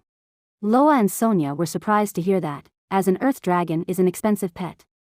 Eric felt that they deserved that gift as they saved his life. He decided to give them the earth dragon he raised with all his heart. He believed that Loa and Sonia would be able to take care of it. Eric might have given up on his dream as an adventurer, but he was glad that his earth dragon would be able to go on adventures with Loa and Sonia. In that way, he felt that his dream wasn't completely over. Loa also felt sympathy for Eric who had abandoned his dreams. The earth dragon moved by itself and approached Loa. It seemed that they got along really well even though they just met.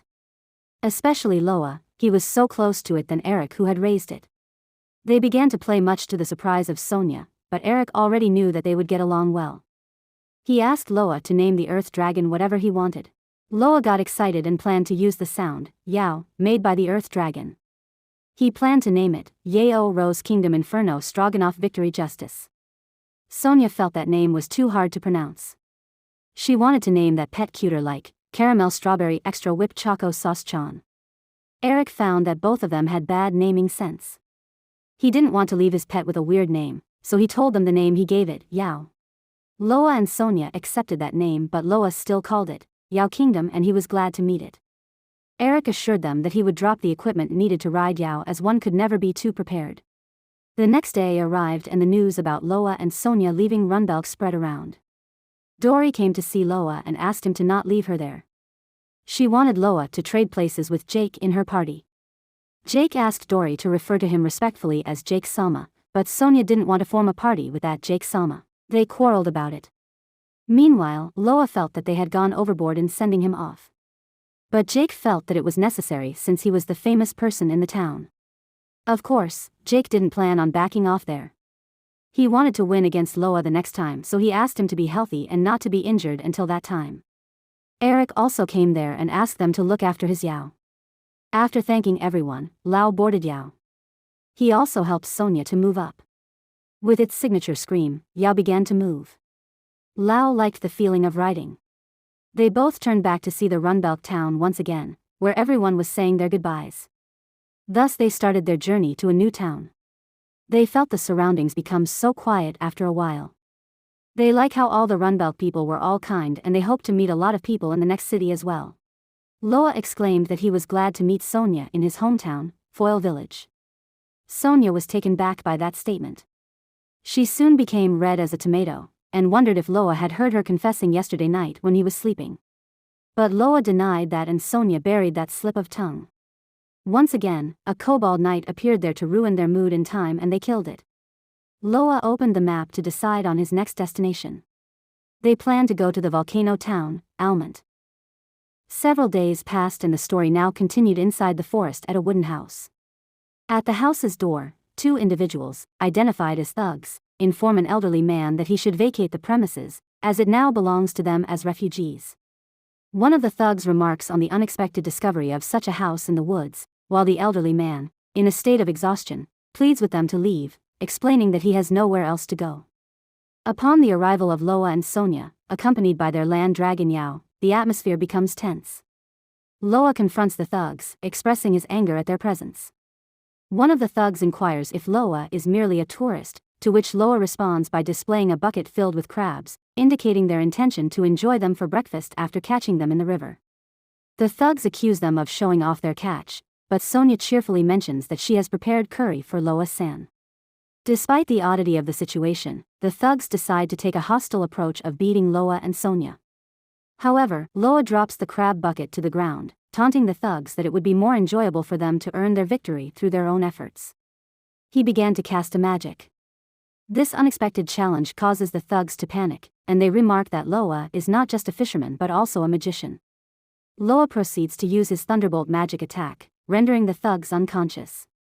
After the confrontation, Loa thought about how they rescued an old man named Enrico while they were on their way to Almond. Enrico used to be an adventurer and provided valuable information about Almond. He describes Almond as a thriving mining town with dungeons inhabited by fire monsters of rank C and above. These dungeons are remnants of old mines, containing traps designed to protect valuable minerals, including a giant fire-wielding wolf of B rank.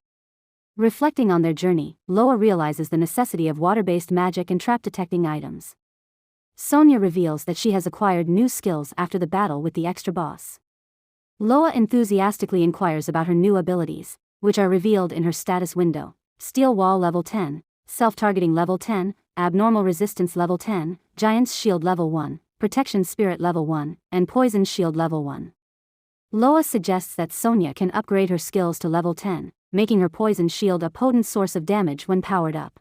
Considering his own magic options, Loa selects the Water Blade skill as a suitable starting point and learns this new skill. It had cost him 150 levels. Even after spending his levels, Loa is still at level 320. His status window displays his information, including his title as captain. Currently they are riding the Earth Dragon toward Newtown. Sonia acknowledges that Enrico's information has prepared them well for their upcoming challenges.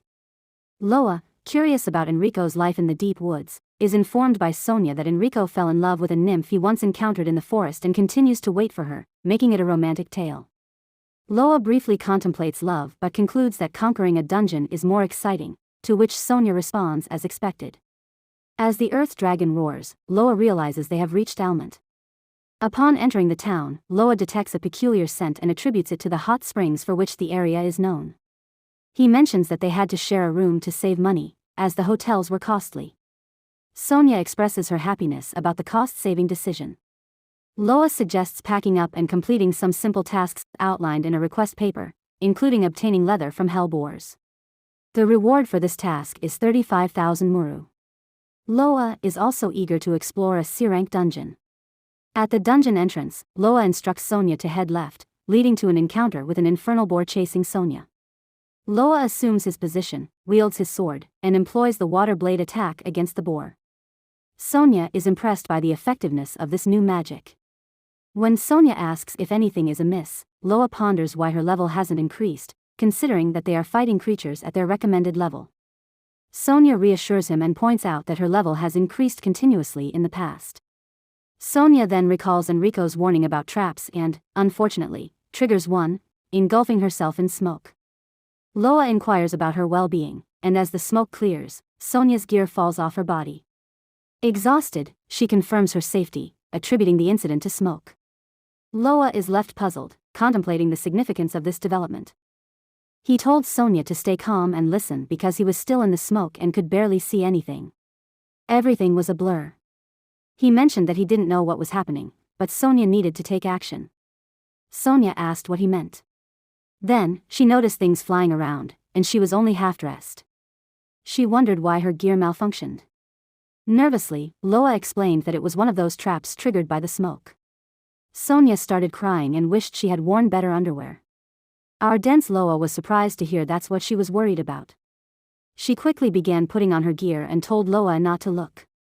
She added that if any monsters appeared now, and suddenly, a red turtle monster appeared and stared at her, Sonia became traumatized.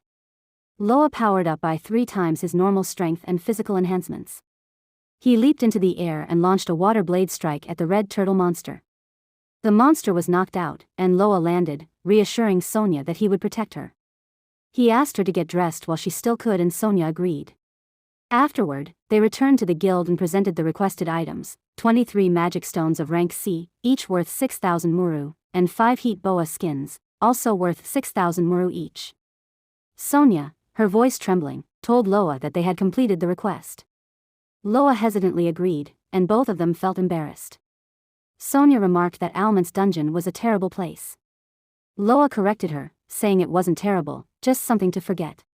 Loa apologized to Sonia, saying he had put off figuring out about the dungeon. Loa showed her the ring of detection and explained that it could detect traps in dungeons. He admitted he should have done it sooner and that he had enough levels to make rings for both of them. Sonia asked if he was sure, as it would lower his level to 77. Loa assured her that he could level up again and it was better than losing her gear. He gave her the ring and told her they would try it out tomorrow. Sonia admired the ring and thanked Loa. Later, Sonia was bathing in the hotel spring and commented on how good it felt, despite the cost of an open-air bath in a hotel. She had initially told Loa she would take a bath the next morning but couldn't sleep, so she came here instead. She thought about all that had happened that day and believed that Loa wasn't too surprised by it all. Then, she noticed someone else in the spring and realized it was Loa. Shocked, she asked him what he was doing there. Loa explained that most public baths were mixed. In the nearby woods, a girl asked Enrico about some adventurers who had defeated bandits with a single blow. Enrico confirmed it and mentioned that they were much stronger than they appeared. The girl expressed her interest in meeting them and even considered recruiting them into her order if they were good enough, all while smiling. At the same time in the Almond Guild, where Loa hesitates and smiles at Sonia. He tells her that a lot happened yesterday and suggests they go back to work and visit the dungeon again today. Sonia remains quiet for a while, then admits that everything from yesterday was due to her clumsiness.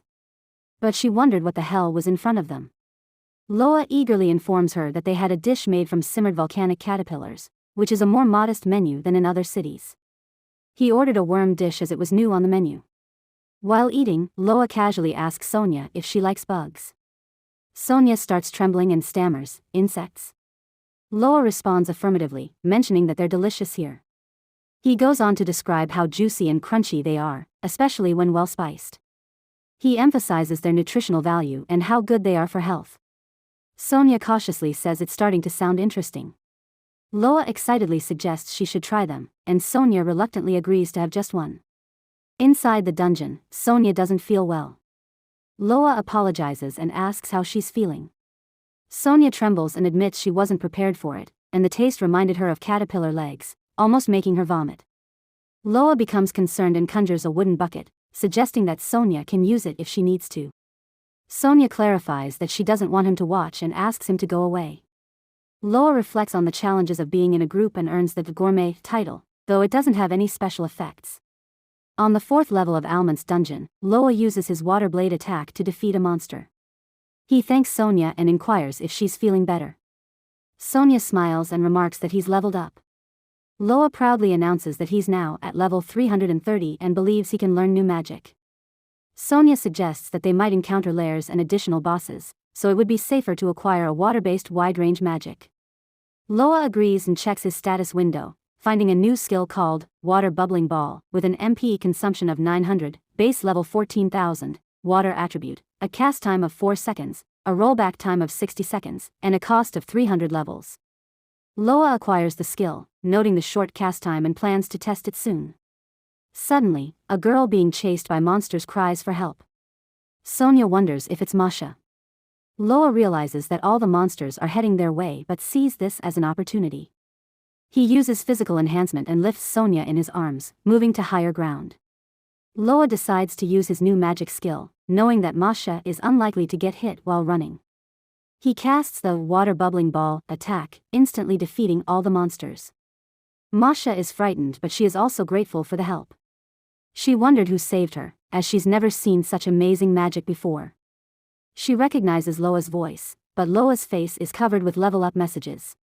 She couldn't be able to confirm whether it was really Loa, so she asked who he was. Loa promises to explain after his messages stop. Masha starts by shedding happy tears and tells Loa that it's been a while since she saw him. She didn't expect to be saved twice and felt like she was in trouble. Masha hugs Loa and thanks him, calling him Mr. Loa. However, Loa suggests she just call him Loa instead. Sonia, seeming a bit upset, tells Masha that she didn't think he needed to be hugged twice and gives her a handkerchief, telling her to dry her tears to avoid ruining her pretty face. Masha tearfully thanks Sonia and refers to her as a lump of goodness, with Sonia asking her to call her by her first name. Loa inquires about why Masha, who is not an adventurer but a merchant, ended up stuck in a dungeon again. Masha hesitates but explains that she faced some setbacks in her business and decided to work as a courier, carrying materials that adventurers seek. She mentions her unique skill called pushing back luck, which she used to her advantage today but got separated from her group.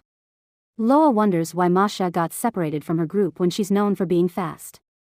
Masha laughs and suggests it was because the situation was life-threatening at the time. Then, a group of 3 guys arrives, with one of them asking Masha where she had been.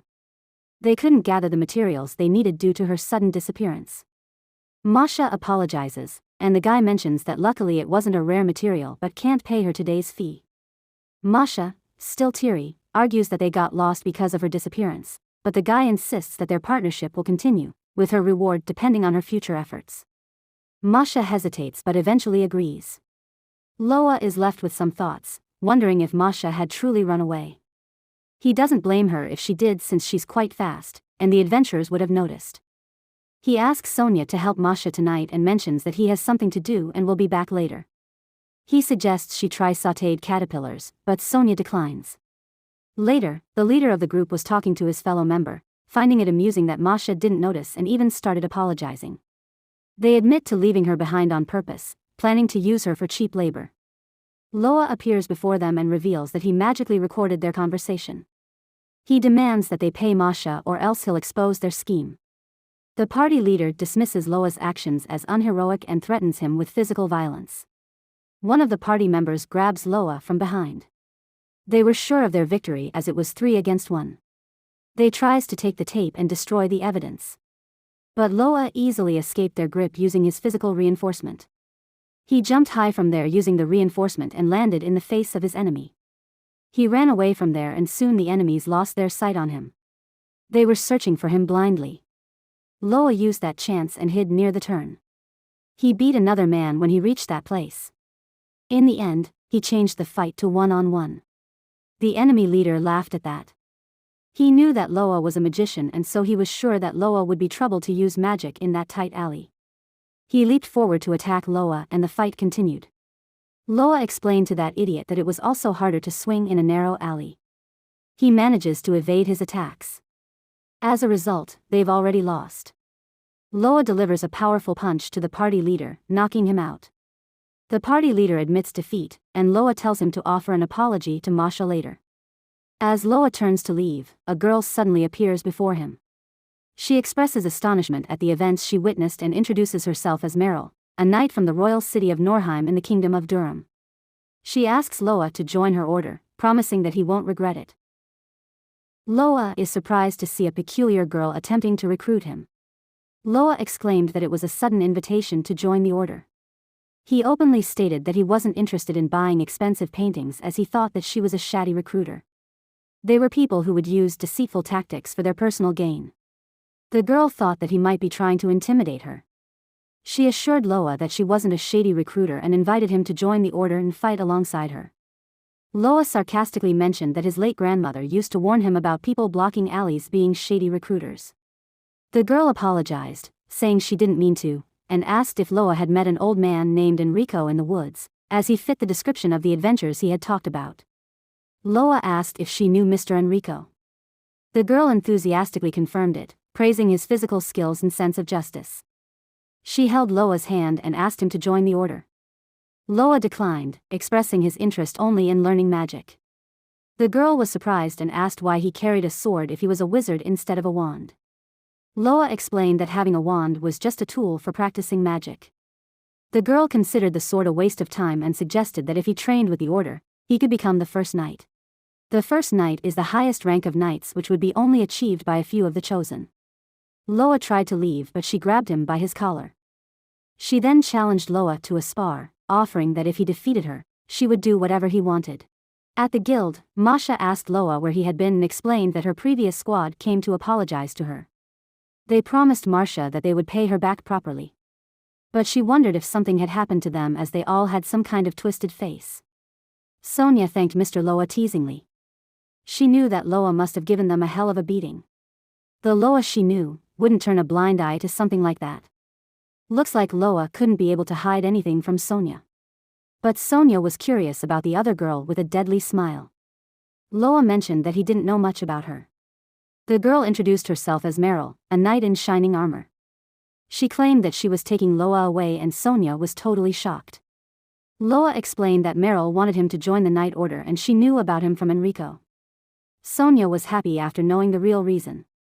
She totally misunderstood the situation earlier and dense Loa once again failed to notice. Loa clarified that they had decided to settle things with a practice fight. Meryl explained the terms. She exclaimed that she would do anything for Loa and Sonia was once again shocked to hear that. Sonia was curious about what Loa might request if he won. Loa planned to get information known only to the knights or help when they were short on funds. Sonia was glad to hear that and Loa wondered what was wrong with her as he was still dense. She agreed to that fight and mentioned that she won't let Meryl win, and Meryl also vowed not to lose. Loa was confused about why Sonia was worried about him as he was going to fight alone. Masha informed Loa that the girls' fight had already begun. At the Almond Guild training area, Sonia exclaimed about how the guild had a great training facility. Masha explained that there were many powerful adventurers in Almond and they needed to build a facility for their training as a complementary. She commented on the never-changing nature of the guys who were her previous party members. They cheered for Loa, who had beaten them previously. On the battle stage, Meryl asked if Loa was ready, and the match would start when a coin dropped. She explained the rules and emphasized that Loa could use magic or his wooden sword. Loa would win if he even hit her one time while she would win if she managed to land 3 strikes on him. Loa asked why 3 times as he refused to have any advantage in a fight. Meryl tossed the coin and mentioned that it was because she is a good knight. She rushed toward Loa, mentioning that she should be kind to common people like him. Loa realized she was fast and thought about parrying her sword. As Meryl approached, Loa noticed her stance that emphasizes on the movement. Meryl successfully landed the first hit as she knew that adventurers were not used to crossing swords like that. Meryl smiled and reminded Loa that he would lose if he didn't give it his all. Loa smiled back and admitted that she might be right, and this spar might not be a good idea. In the audience, Sonia was surprised as Meryl managed to land a hit on Loa.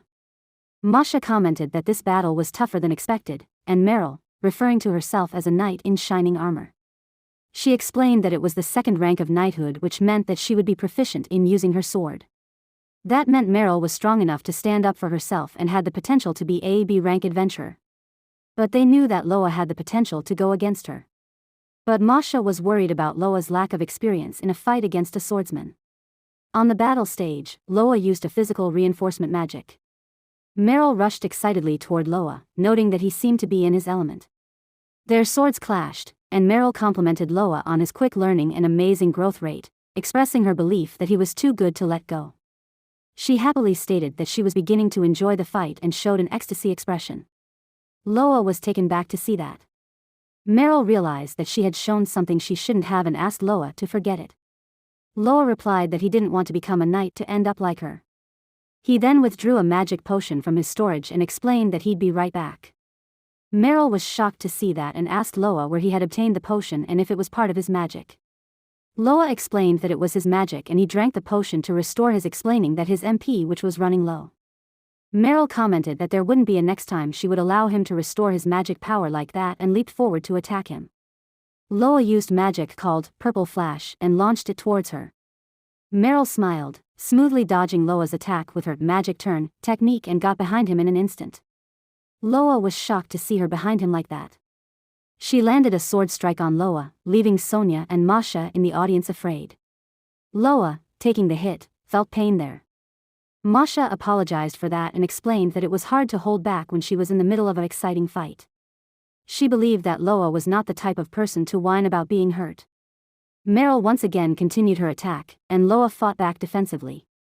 He realized he had no time for spells since Meryl was capable of shortening the distance between them in seconds.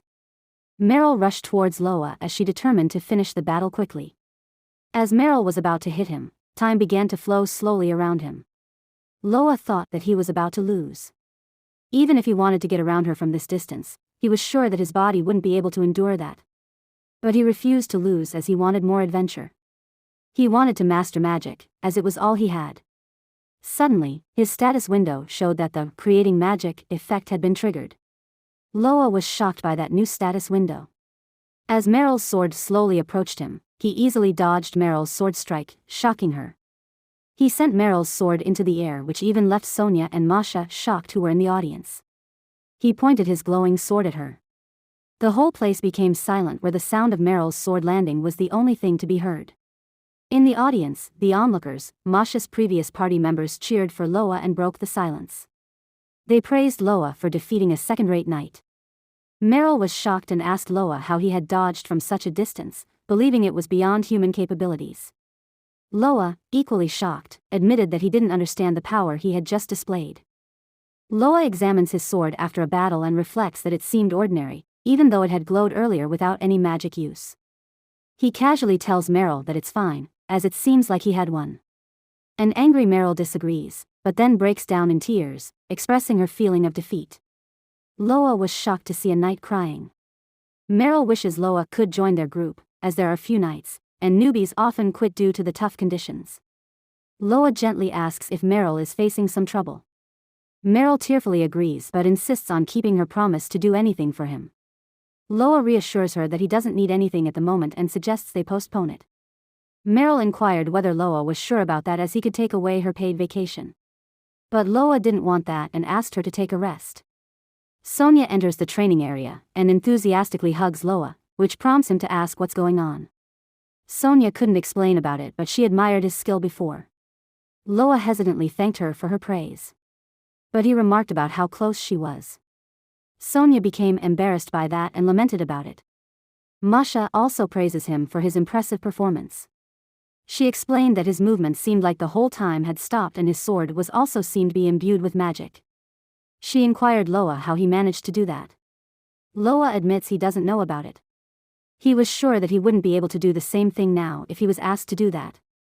But he wanted to master that power so that he would have more fun in conquering the dungeons. Sonia teases Loa about enjoying his position. Meanwhile, Meryl picked her sword on the ground. She called out Loa and explained that she understood why he didn't want to become a knight. She commented about how he seemed to have a good group of friends and enjoying his adventure. Meryl apologizes for her previous requests and releases Loa from any obligations. She reveals she lives in the knight's quarters in the royal capital. When she was not there, she would guard the king's harbor or fight bandits. She asked Loa to look for her if he needed any help. Loa also thanked her, as it was an interesting experience for him. They both shake their hands and became good friends. Later, inside Almond dungeon first floor, Loa and Sonia defeated a boar monster, and Loa didn't need to change his job as well. They were on their usual schedule of raiding the dungeon. But Loa wonders why Masha is with them today. Masha confidently responds that Sonia hired her as a courier. Loa questions her change in speech, and Sonia explains it's because Masha's previous party members mocked her earlier for her speech. Loa assures Masha she doesn't need to worry about that. Sonia explained that the girls would worry about even the most insignificant things and explained that Loa was the only one who was so nice. In the end, Masha didn't change her tone, as she didn't want to be made fun of while doing business.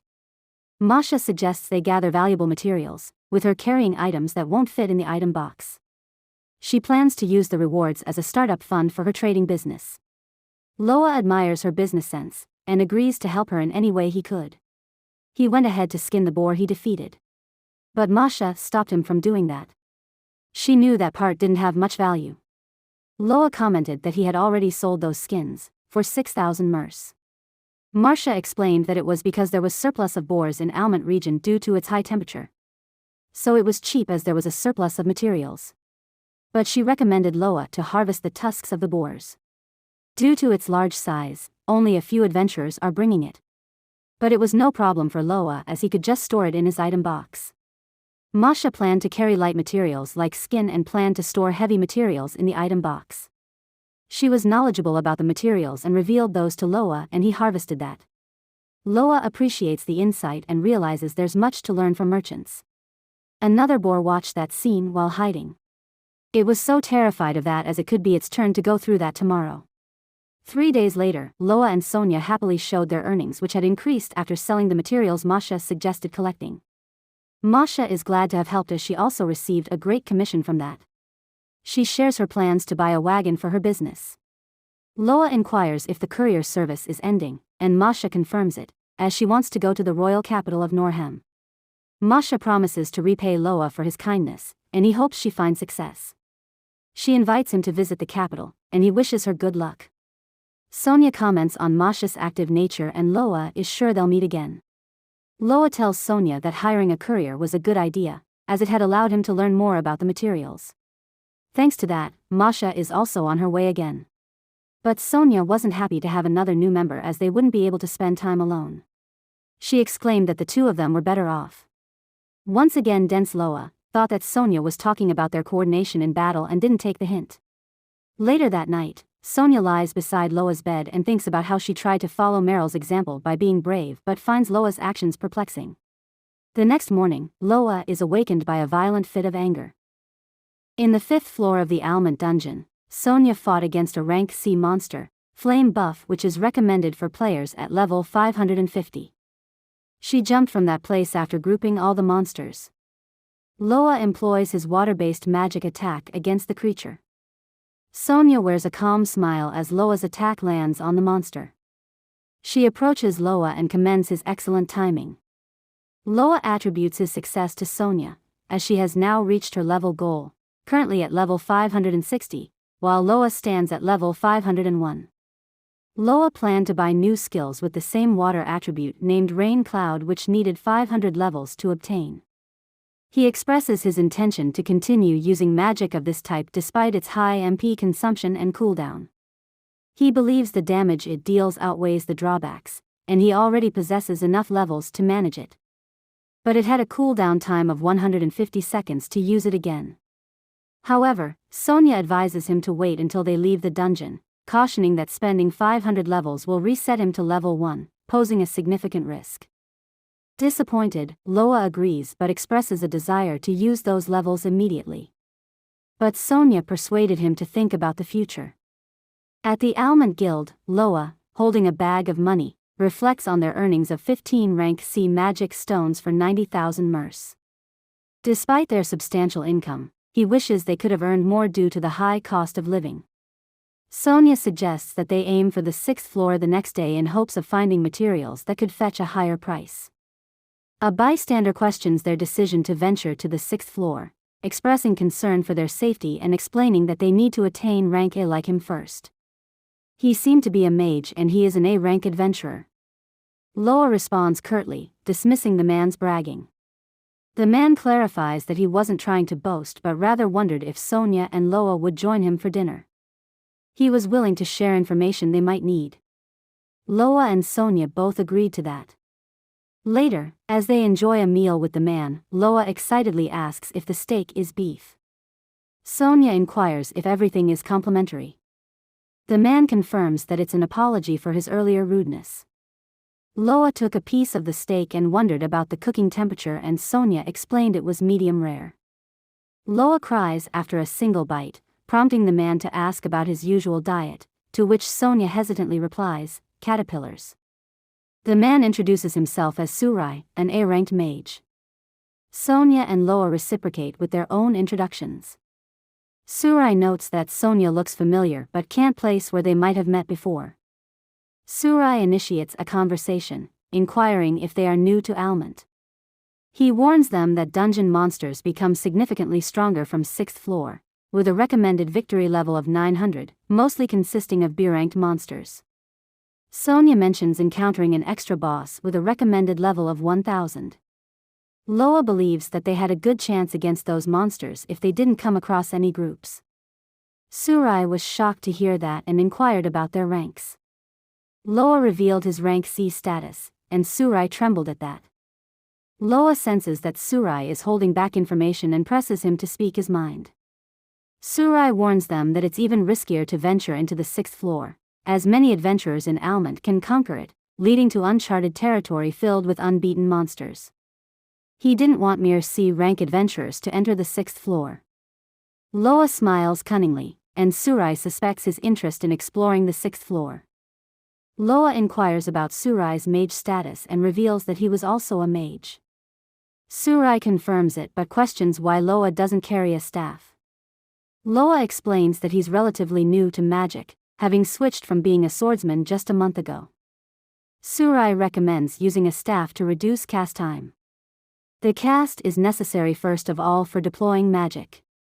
Surai explained that the wand is used to transmit magic and thus it could reduce the speed of time to cast magic. Loa wondered if Surai also uses a wand for that. Surai denied that and revealed that he always uses cast destruction. Loa wondered what it meant by that. Surai explains cast destruction and mentions it requires intricate manipulation of magic chains, not easily attainable by everyone. Surai praised himself as a genius for using that magic, and Loa playfully challenges Surai's confidence in his magical abilities. Loa thought about his fight with Meryl before. At that time, he felt something working magically and wondered if he could do that with magic creation skill. He ponders the possibility of using something akin to cast destruction, something subconscious and different from what he's seen before. Seeing Loa spacing out, Surai inquires Loa what he was thinking about, but Loa dismisses it as nothing. They both express pleasure in meeting another mage, hinting at a possible friendly rivalry in their magical endeavors. But Surai's kind face disappeared at that time and a dark smile took place which hinted at his hidden motives. In Almond town during the daytime, Loa is very excited and comments on the peaceful surroundings, saying that this area seems safe and they could acquire new magic skill there, even at a level as low as 1. Sonia also agreed with his opinion. Loa learned a new skill called Rain Cloud with significant damage potential. He could even defeat B-rank monsters with that if he managed to hit their weak points. He reverted back to level 1. However, a level 2 cat bites Loa's leg, causing him to faint and say it's painful. Sonia tells him not to die from such a small cat. Later that night, Loa is disappointed by the incident but realizes they need to level up again. They plan to move to the 6th floor the day after tomorrow after leveling up. Since Surai already warned them about the potential dangers there, Loa wanted to level up to at least 500 before entering the 6th floor of the dungeon. Loa notices something on the status window and was shocked about that. He stood up from there suddenly and moved near Sonia as he seemed to have noticed something. He showed his screen to Sonia. They've obtained a double experience gain bonus because their total spending levels exceeded 3,000, applying to both of them. They both screamed in joy that night, waking up all the people in that inn. The next day, on the first level of Almond dungeon, Loa defeats 2 boars using his water blade attack, noting that this can help them level up faster. He would normally reach 150 at that point, but he reached level 250 in one go. Sonia is excited about their progress and Loa believed that they would be able to reach the 6th floor in no time. Sonia exclaimed that Loa could become the most powerful person in the world at that rate. Loa also believed that it was not a pipe dream to become the strongest man in the world by mastering magic. Loa asks Sonia if he got carried away, but Sonia reassures him and expresses her willingness to help him become the most powerful man in the world. Loa thanks Sonia as she had always been a great help to him. Sonia smiles at that and accepts it. A giant squid monster appears, and Loa expresses his frustration. Sonia encourages him to attack the squid. Loa kills it within seconds and believes they are leveling up quickly. He had reached level 610 now. He believed that they could easily defeat the dungeon boss as Loa managed to reach level 610 from level 1 in one day. But Sonia was worried about the swarms of monsters of B rank as it would take them a long time to overcome it. Loa also mentioned that he was mindful of that. He had planned to return to the 5th floor if he encountered any dangers on the 6th floor. They reached the 6th floor of Almond dungeon, and Loa suggests checking the stairs. Suddenly, a human-shaped monster came from inside a room. A red orc monster approached them which was recommended for level 930. They prepared for the fight and Sonia volunteers to face it. She hits the monster with her shield, refusing to let it stand in the way of Loa. Sonia and the red orc were equal in strength. Loa noted the level difference and how Sonia charges at the monster despite only being at a level 640. He took his sword out from his item box and used the water blade skill on it. Loa thanks Sonia for stalling the monster. He advises the red orc to learn from her about defending if it wants to survive. He breaks the monster's weapon and successfully lands a strike. He managed to kill it once again with a single shot. It had resulted in a significant level increase for both of them. Sonia has risen to level 750 from 700. Loa also went from 610 to 730, and they are pleased with the rapid progress. After Loa and Sonia have defeated the rank C red orc monster, Loa suggests taking the magic stones and leaving, as they can't fight during the 150 seconds cooldown time of his spell, and monsters might hear and gather there. With a laugh, Loa adds that he was strong enough to handle 1 or 2 monsters on his own. Sonia notices something and asks Loa to look. She anxiously mentions that a horde of monsters is heading their way, and Loa shares her fear, saying, "Oh no, not again." They start running upstairs, and Loa comments on their luck being close to the stairs, making it harder for the monsters to follow them upstairs. Sonia shouts that the monsters are getting closer. She asks Loa what they should do, as they'll be surrounded on level 5 if they don't act quickly. Loa expresses uncertainty about whether they can catch up to the cast time even if they escape this situation. Suddenly, a smoke screen engulfs Loa, making Sonia panic and exclaim what the hell was that. It turns out to be a trap to get their gears off, like what happened to Sonia. She believed that Loa would get naked and anticipated to see him in that state. Loa asked what she was staring at. He had managed to narrowly avoid it thanks to his detection ring. But Sonia is clearly distressed as she had missed that chance. Loa asks her why she's so down, and then Surai arrives, passing by them casually. Surai chides Loa for being noisy, and swiftly uses a burning attack to eliminate the monsters. He casted it almost within 1 second. All the monsters which chased them had been burned down. Loa and Sonia are amazed by this display, and Loa comments on how all the monsters disappeared in an instant. Surai smiles and tells Loa that the 6th floor is dangerous. Loa and Sonia finally noticed that it was Surai. They expressed their gratitude for Surai saving their lives, noting that he used fire magic despite it being an unfavorable attribute. Surai proudly says he's a genius, and he should go for it no matter the monster's rank. Loa acknowledges Surai's confidence. Loa believed that Surai has strength to back up his confidence, mentioning that he casted the spell instantly. Loa asks if that's what they call cast destruction, and confirms it. Sonia praises Surai for being able to use magic instantly. Surai mentions that it takes talent, but he believes Loa has the potential since they've come this far with a rank C. Surai encourages Loa to work hard to improve. Loa gets excited due to his compliments. Then Surai noticed that there were a few monsters left below them, and he decided to show them one more magic spell just for fun. Surai uses gravity magic to float in the air, shocking Loa. He once again checks the number of monsters. He then decided to use magic while in the air itself. He used meteor shower magic on the remaining monsters, causing mass destruction. It causes numerous explosions all over the floor. Loa and Sonia are in awe, and Sonia exclaims, "Awesome." Loa is amazed by the firepower of this magic, which is greater than the fire magic he wields. He considered it to be A-rank power. He expresses his desire to use such magic someday. Surai looks forward to seeing Loa grow stronger and bids farewell to them. Loa and Sonia also bid their farewell to him and left that place.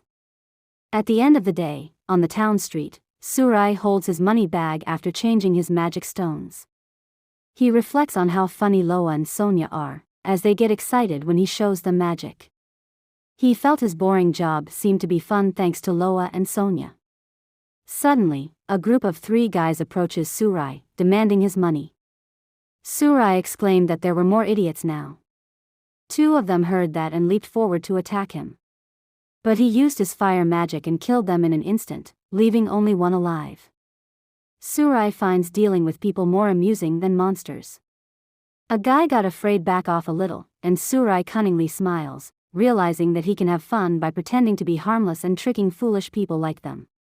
Please like and subscribe to learn more about the future endeavors of Loa and Sonia. Comment your thoughts and click on the notification icon to know more interesting stories like this.